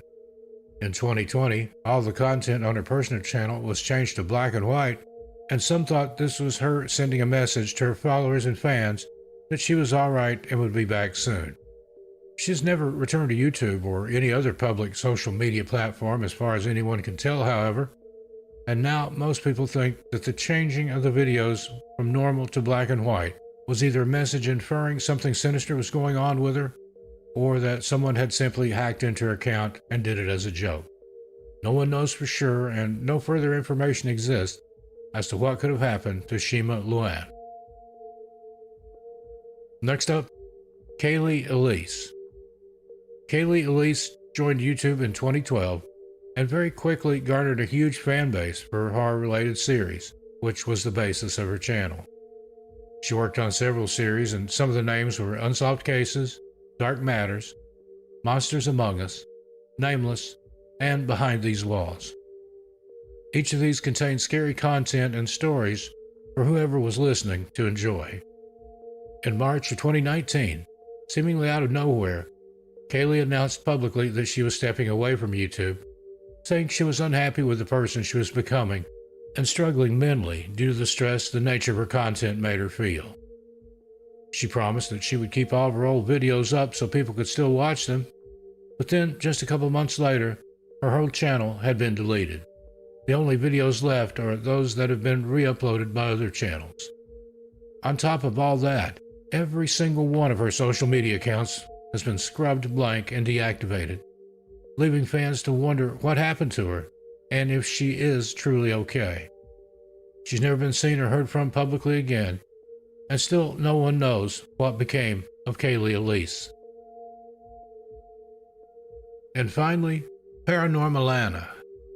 Paranormal Anna, or Alana G, joined YouTube in 2014 and very quickly became a prolific content creator in horror-related media. She regularly posted videos about real events that happened to people involving the paranormal, which is where the name Paranormal Anna came from.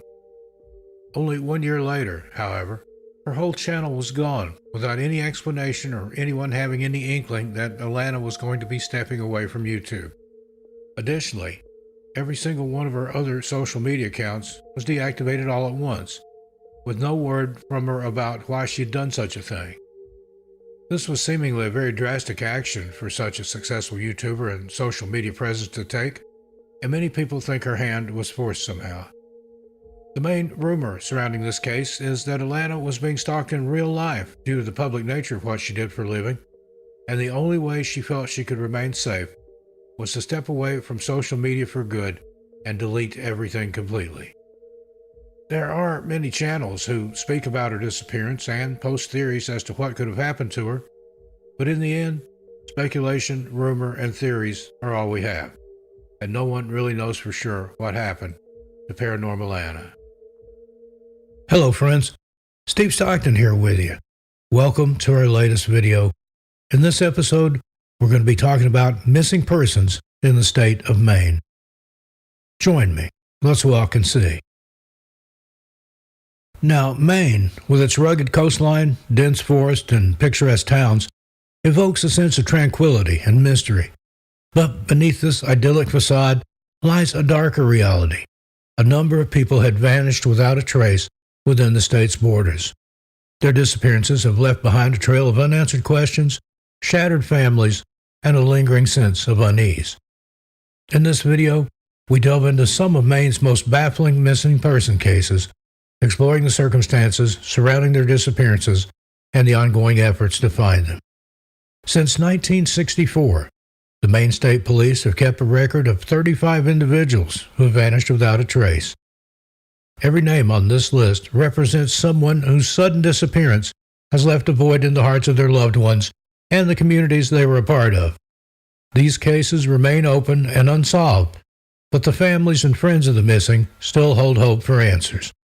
From young children to adults, each person in this video has their own unique story, and the circumstances surrounding their disappearances vary greatly. While some cases have faded from public memory over the years, others still receive periodic attention. But no matter how much time has passed, the Maine State Police remain dedicated to finding closure for these families and bringing resolution to these heartbreaking mysteries. A top priority of the Maine State Police is locating these missing individuals and providing their loved ones with closure. If you have any information, no matter how small or insignificant it may seem on these cases, please contact the police immediately. This list is arranged alphabetically, and all information is courtesy of the Maine State Police. Jeremy Alex, missing since 2004. Jeremy Alex went missing on April 30, 2004, and was last seen running along a rural road in Newport, Maine. He was delusional at the time and has not been seen or heard from since. A reward is being offered for information on his whereabouts. The Maine State Police are actively searching for him and ask for the public's help. Anyone with any information should contact them immediately at the Major Crimes Unit in Augusta, Maine. Telephone number 207-624-7143. Next, we have Colin J. Array, missing since 2017. Colin was last seen in January 2017 when he was driven to the Brewer Auditorium by his stepfather. He was starting a new job in Bangor, but has not contacted his family or friends since. His social media and phone are inactive. Colin does not have a driver's license and has a birthmark over his eye described as a strawberry.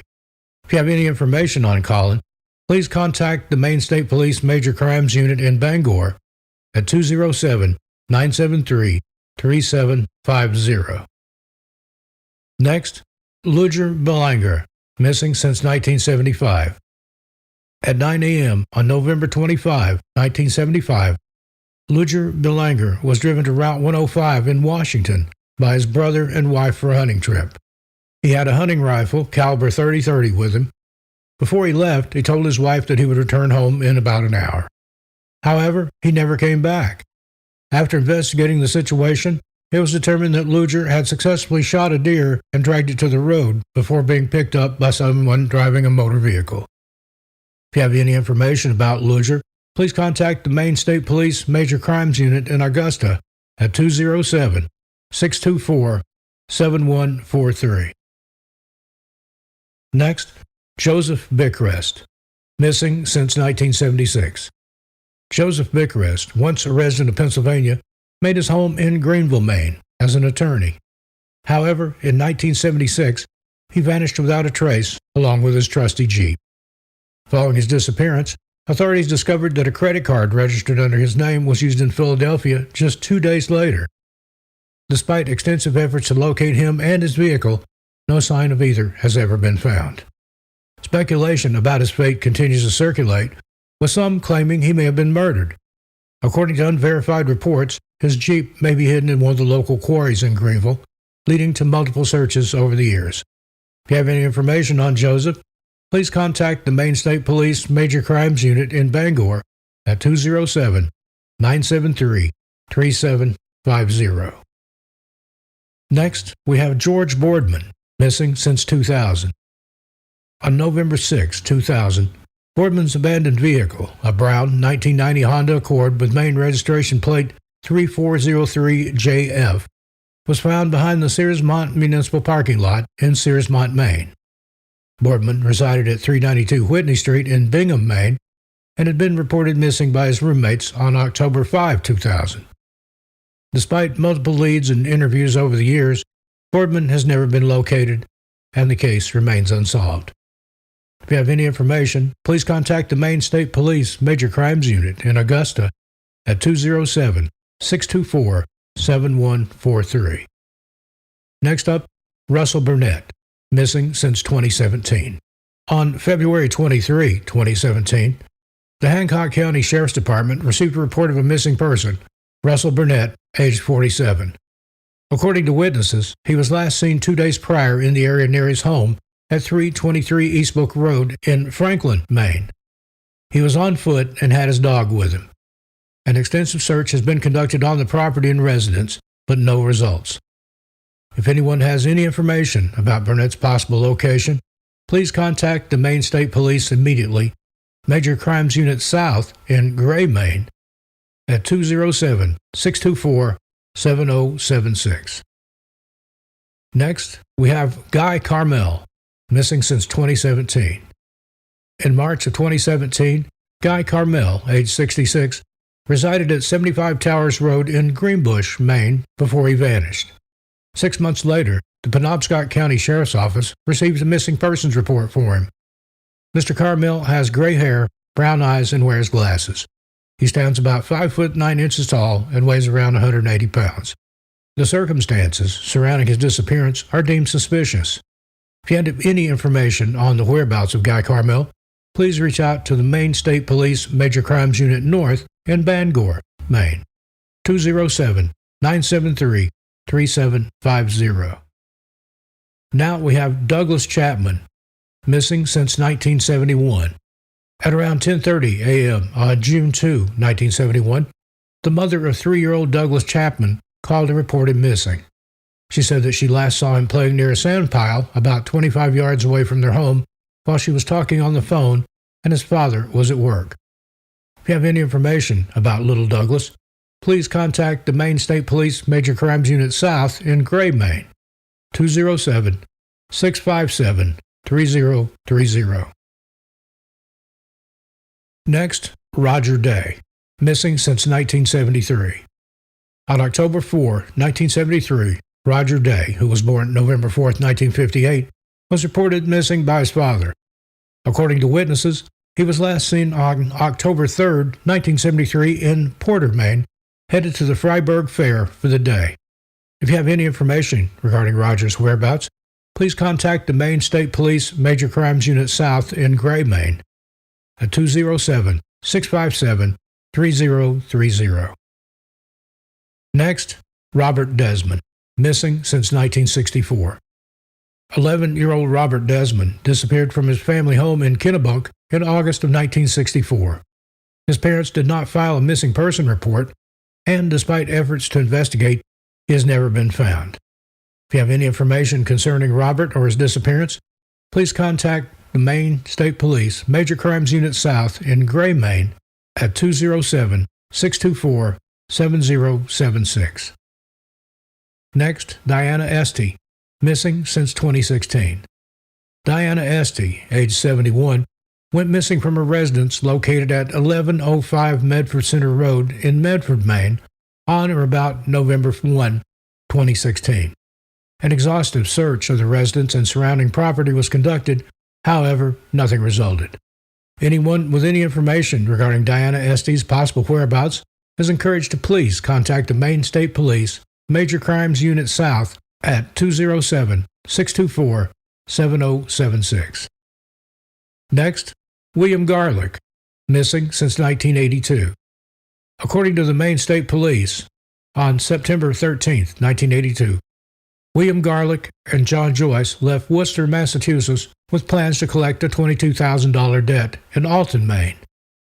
The pair were in a black 1980 Corvette with Massachusetts plates 512 EVZ.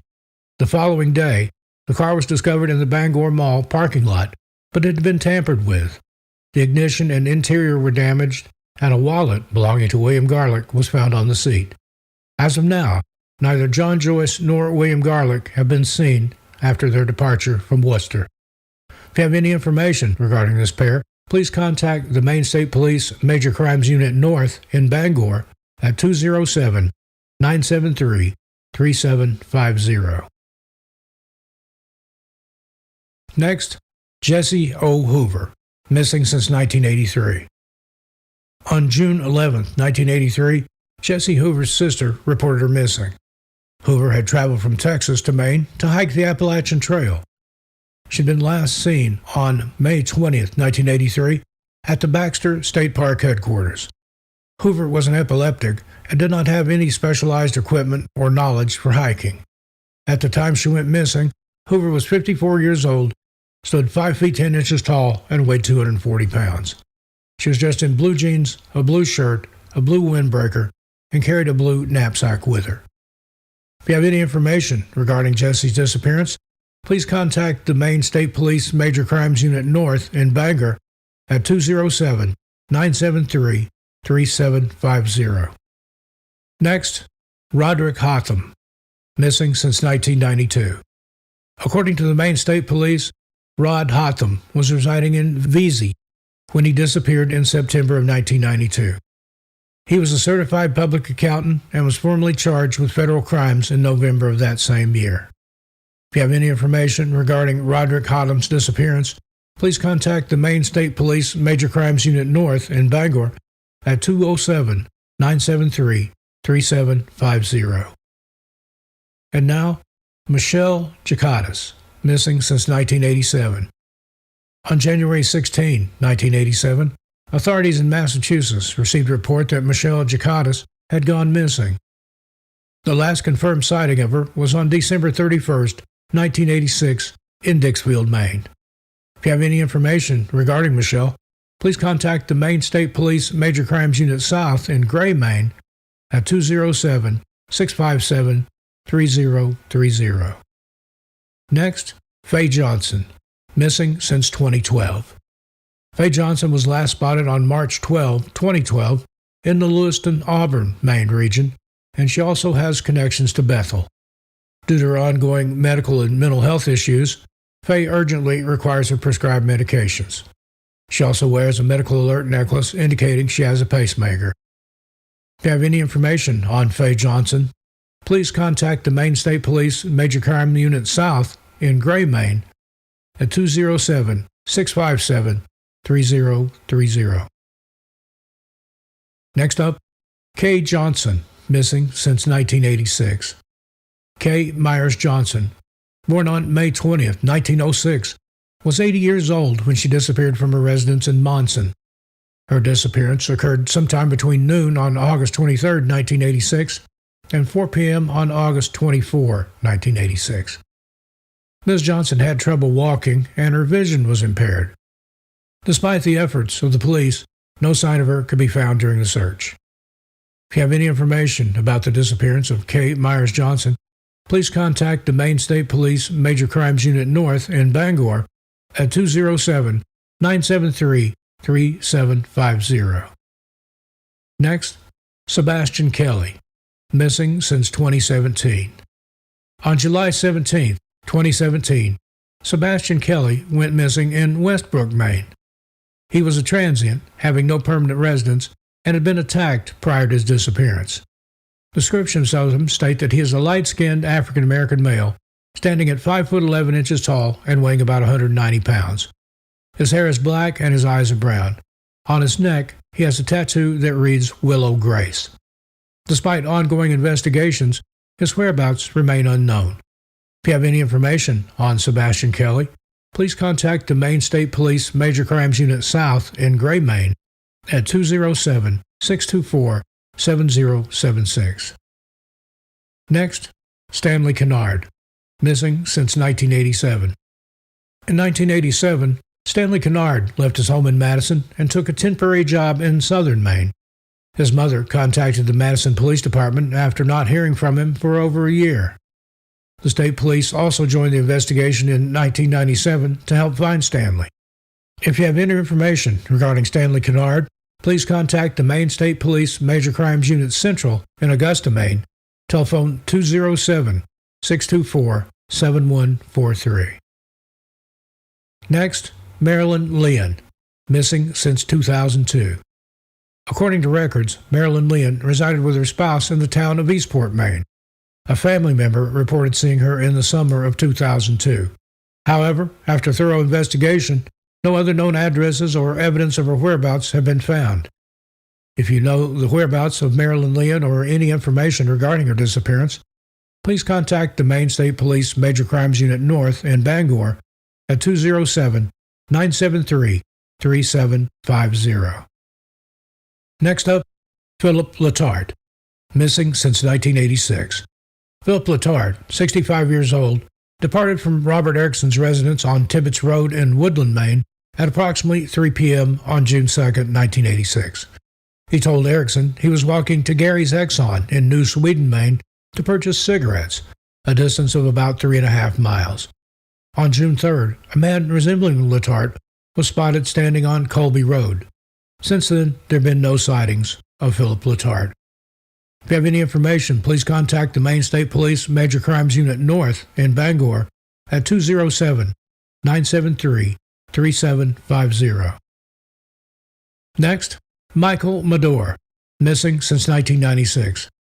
The town of Milo, Maine, hasn't seen Michael Medore since April 6, 1996. Despite extensive investigations, no evidence has been found to suggest that he may be residing at another address or location. If you have any information regarding Michael Medore's current whereabouts or disappearance, please contact the Maine State Police Major Crimes Unit North in Bangor at 207-973-3750.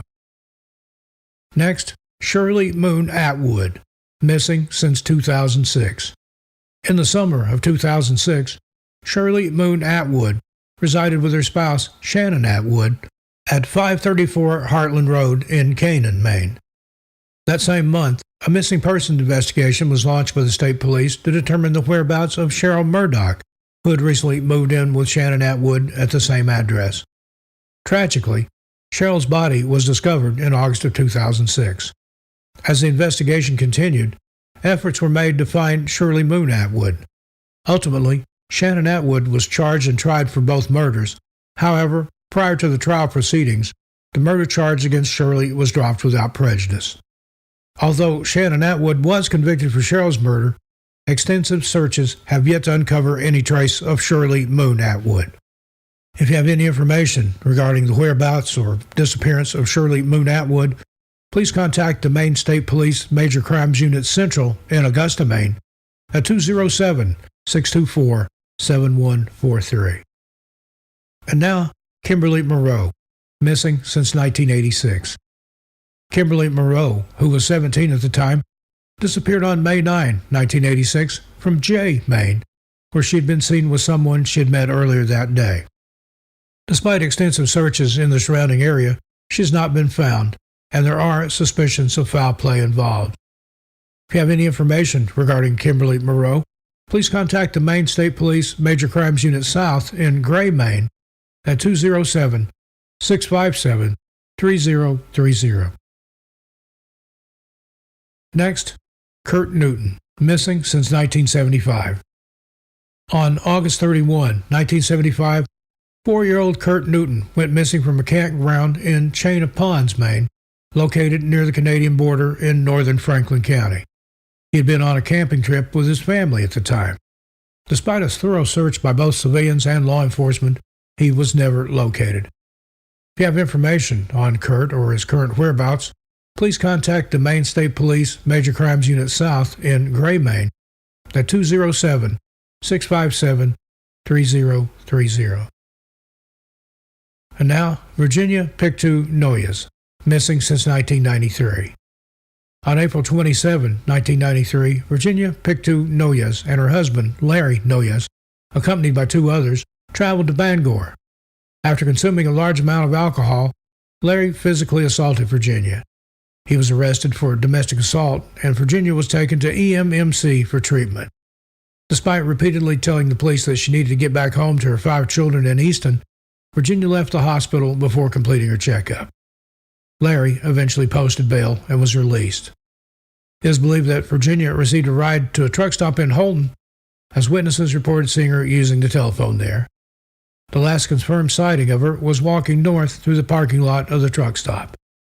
If you have any information regarding Virginia's disappearance, please contact the Maine State Police Major Crimes Unit North in Bangor at 207-973-3750.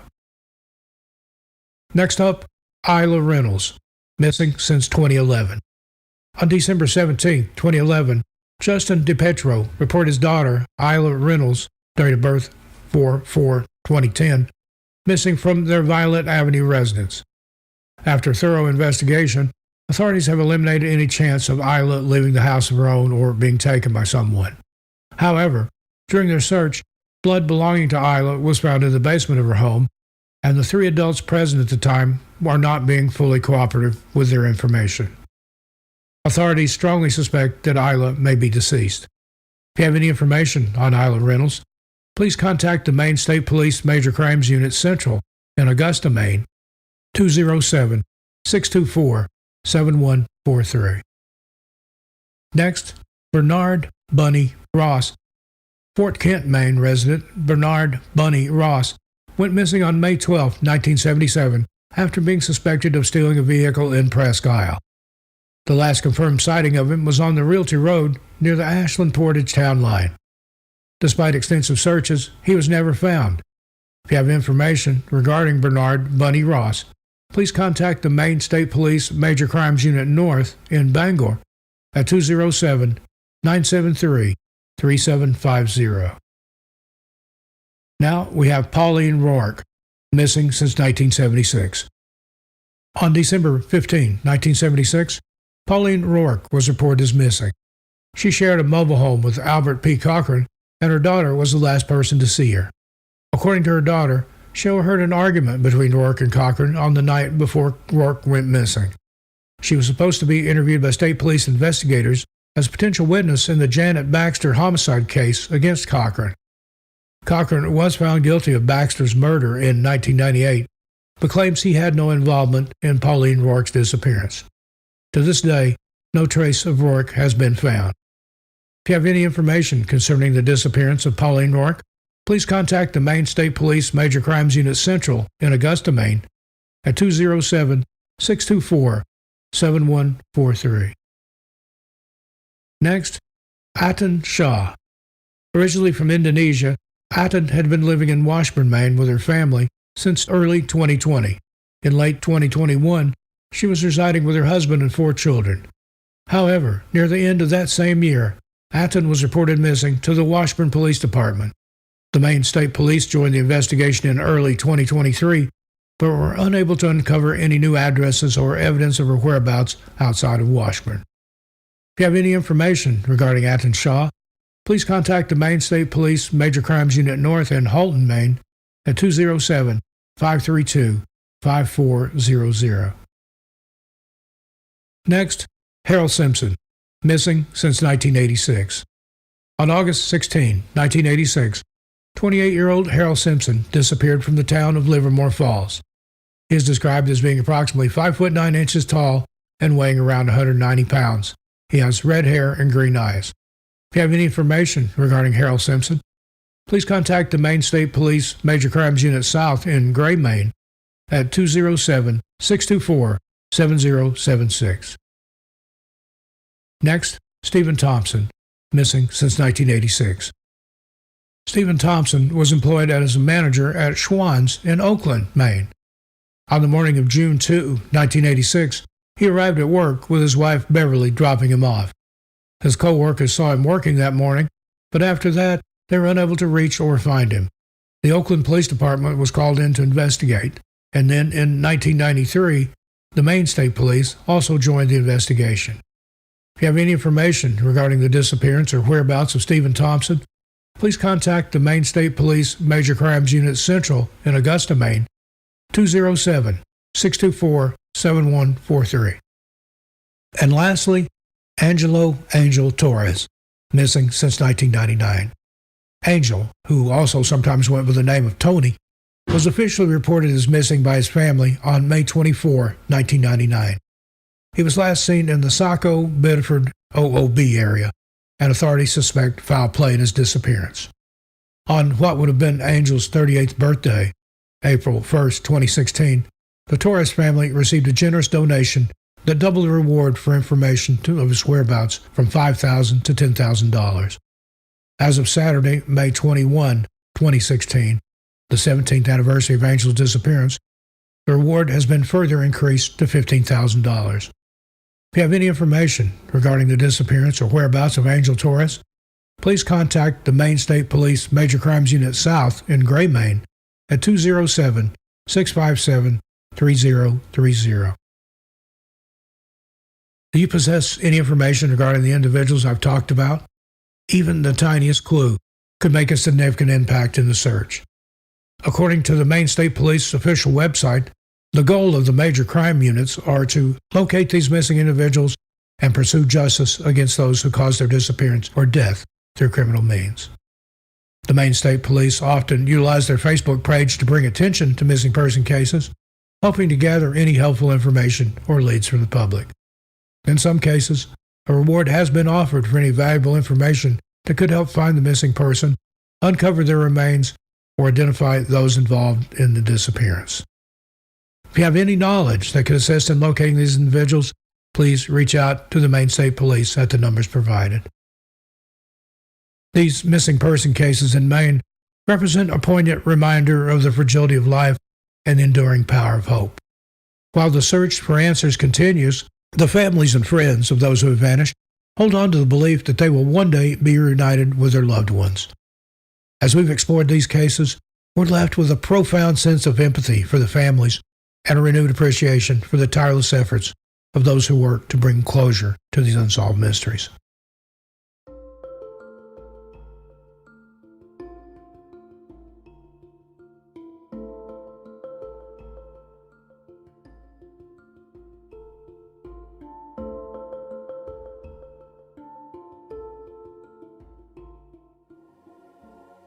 Hello friends, welcome to our latest episode. In this video, we bring you Mysteries of New England. Known for its quaint small towns, colonial roots, crisp autumn colors, almost 15 million New Englanders call this region home. Though full of natural wonder and extraordinary beauty, New England is no stranger to the unexplained and has some incredibly dark secrets in its illustrious past.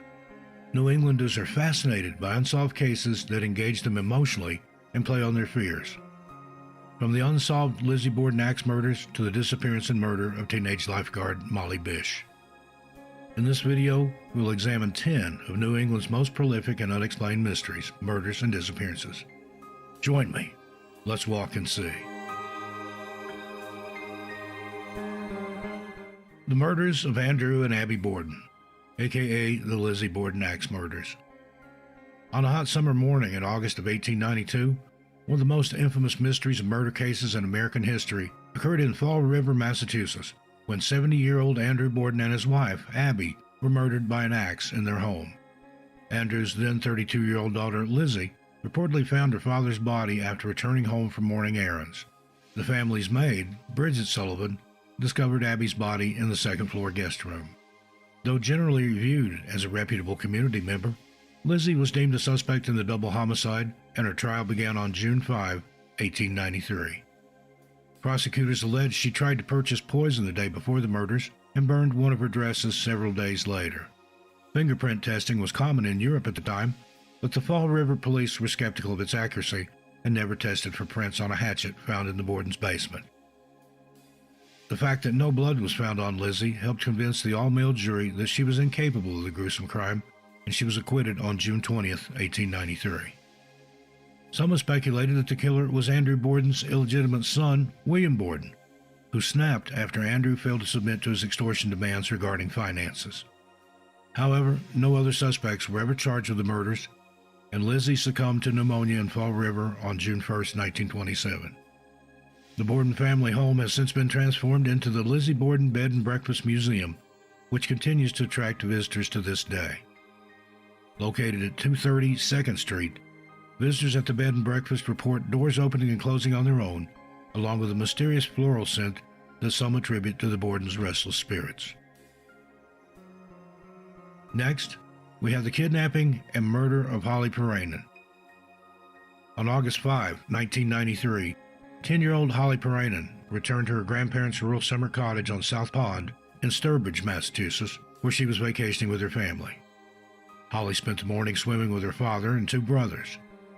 After returning to the cottage, Holly and her 5-year-old brother, Zach, walked a few hundred yards to a fence at the back of a neighbor's yard to visit a litter of collie puppies. Zach returned without Holly a short time later. The family looked for Holly, but only one of her sneakers was found near the roadway. A massive search was launched, but sadly, 73 days later, on October 23, 1993, Holly's remains were found in a wooded area near Five Bridge Road in Brimfield, Massachusetts.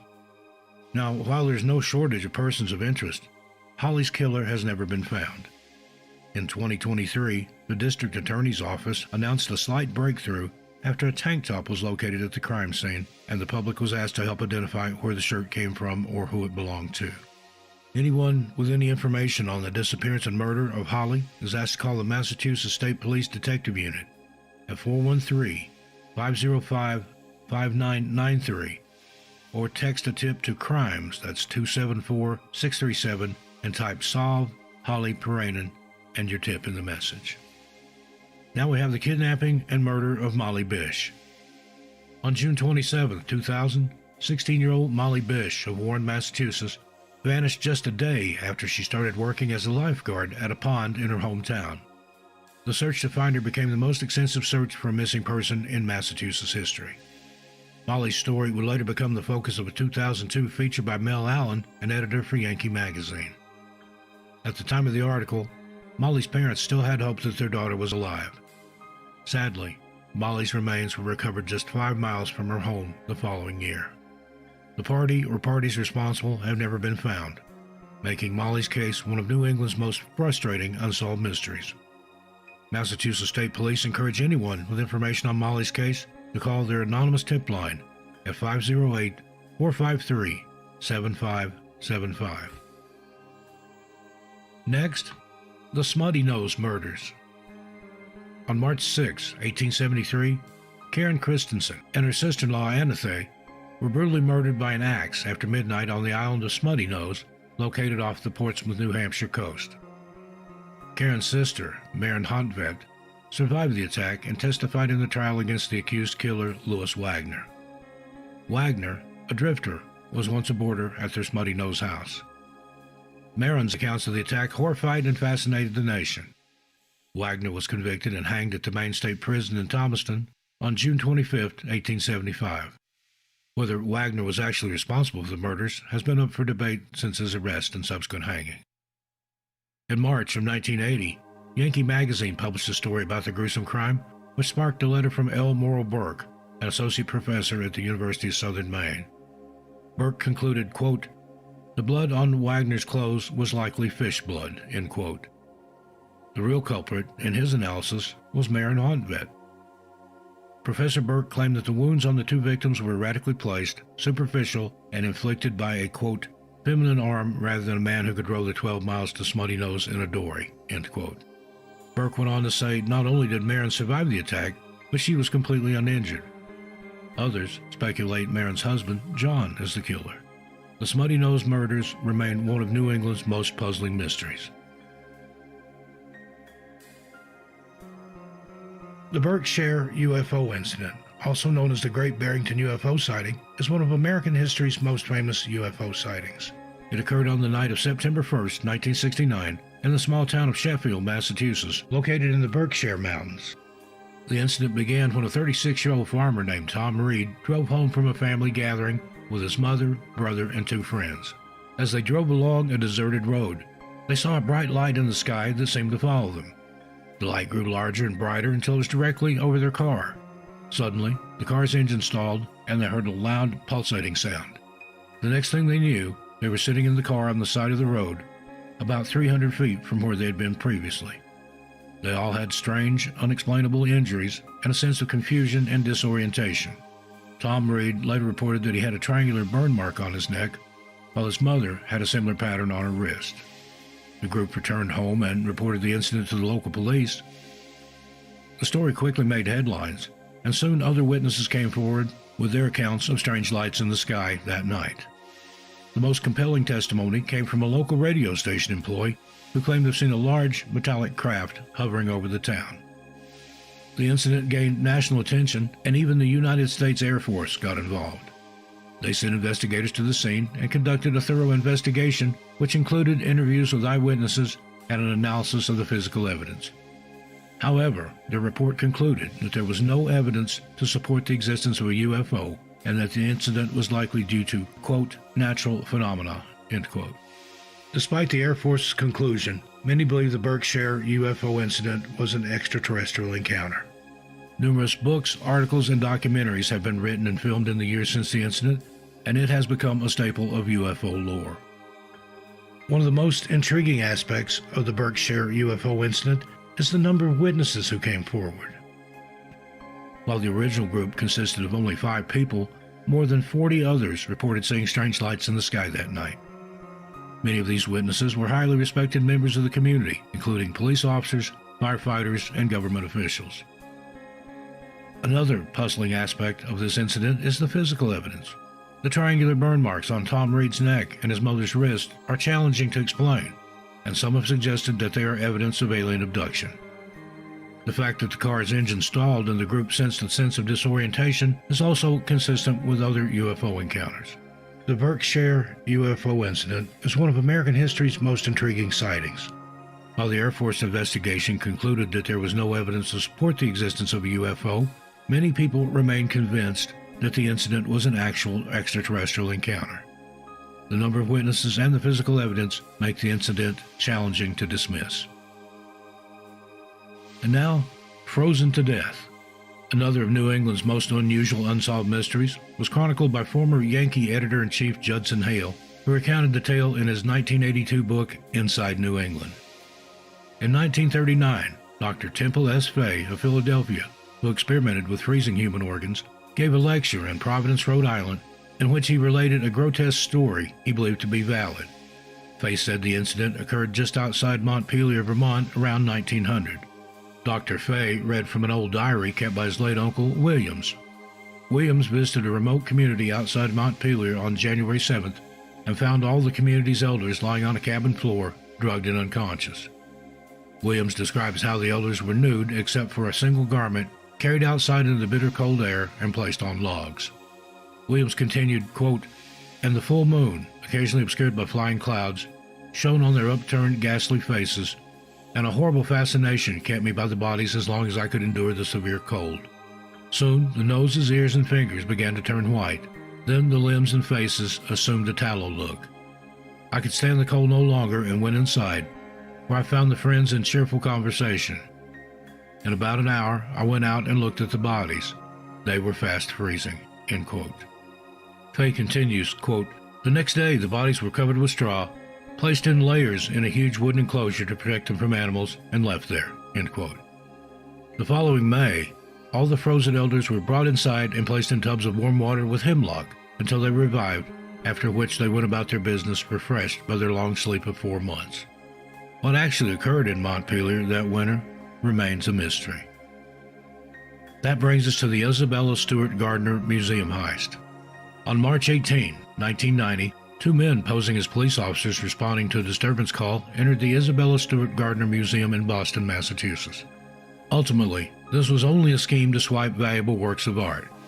The suspects tied up the guards and stole 13 pieces of art valued at more than $500 million, including works by Vermeer, Rembrandt, Degas, and Manet. It is the most significant theft of private property in terms of sheer value in history. It is speculated that the robbery was the work of a criminal organization, but no arrests have ever been made. The Gardner Museum continues to offer a monetary reward for information leading to the recovery of the art, and the spaces in the museum where the paintings once hung remain empty. Next, the strange disappearance of Brittany T. On January 10, 2023, 35-year-old Brittany T. vanished after leaving the Brookfield, Massachusetts home she shared with her boyfriend.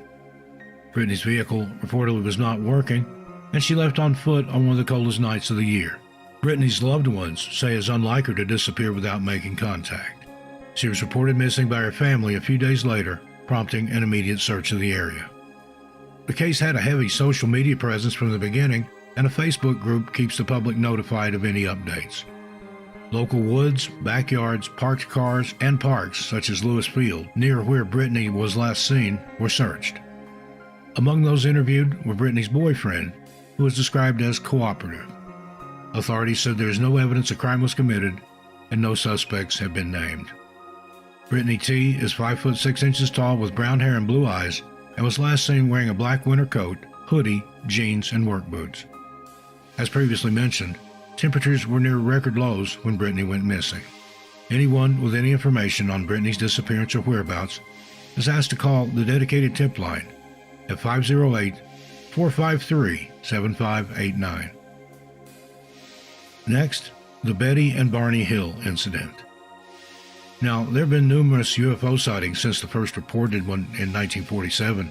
One of the most notable is that of Betty and Barney Hill, an American couple who became famous in the 1960s for claiming to be abducted by extraterrestrial beings. The Hills were driving back to their Portsmouth, New Hampshire home on September 19, 1961, after vacationing in Canada. While driving through the White Mountains, they noticed a bright light in the sky that seemed to follow them. At first, they thought it was a shooting star, but it soon became apparent that it was something else entirely. As they continued to drive, the light grew closer and brighter, and eventually they could see that it was a large, disc-shaped object that appeared to be hovering above the treetops and was utterly silent. Barney stopped the car, and they got out to look closer. According to their later accounts, the Hills saw several humanoid creatures looking out at them from the craft's windows. These beings were described as about 5 feet tall, with gray skin and large wraparound eyes. They were wearing black uniforms and seemed to be communicating with each other in a language that the Hills could not understand. Terrified, the Hills fled to their car and left as fast as possible. They began to experience strange sensations, including a tingling sensation in their bodies and a buzzing sound in their ears.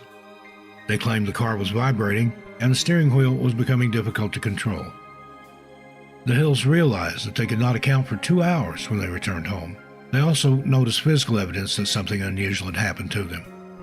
Betty's dress was torn, the lining was ripped out, and Barney's shoes were scraped and scuffed in a way that suggested he had been dragged.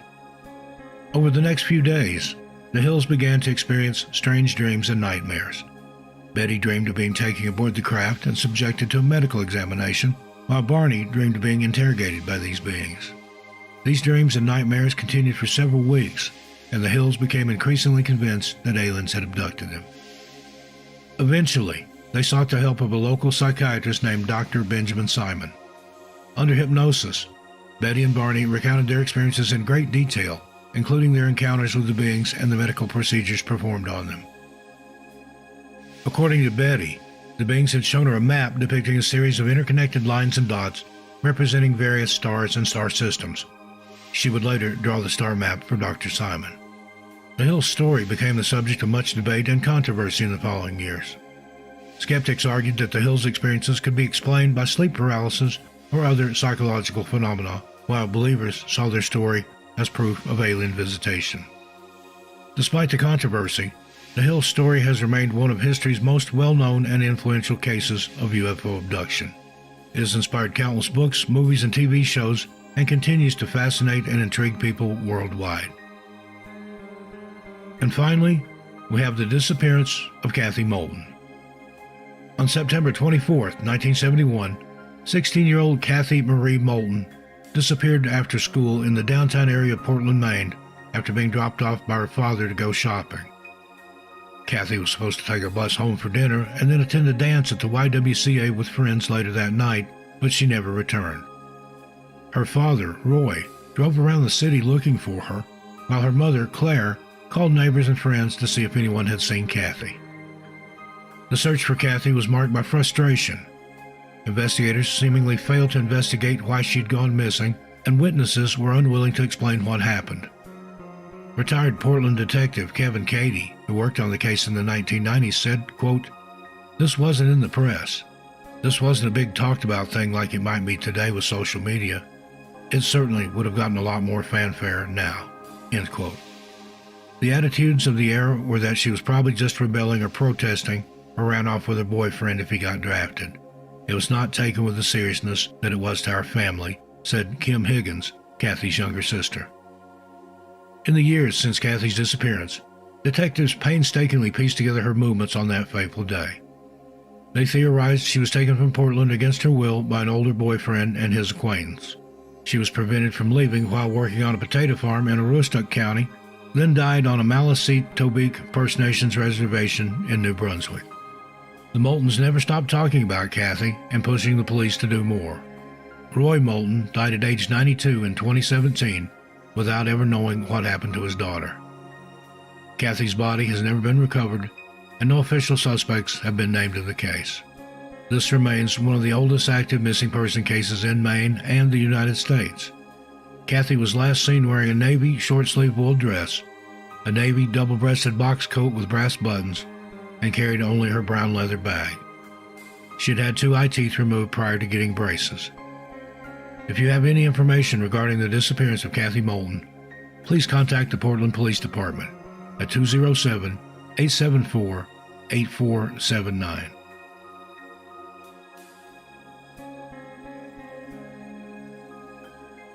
Well, friends, there you have it. What do you think of these strange unsolved mysteries from New England? I look forward to your comments, but please keep it friendly and respectful. Until we meet again, be good to yourselves and each other. I'm Steve Stockton, and I'll see you a little further on down the trail. And tell your animals Steve says hi.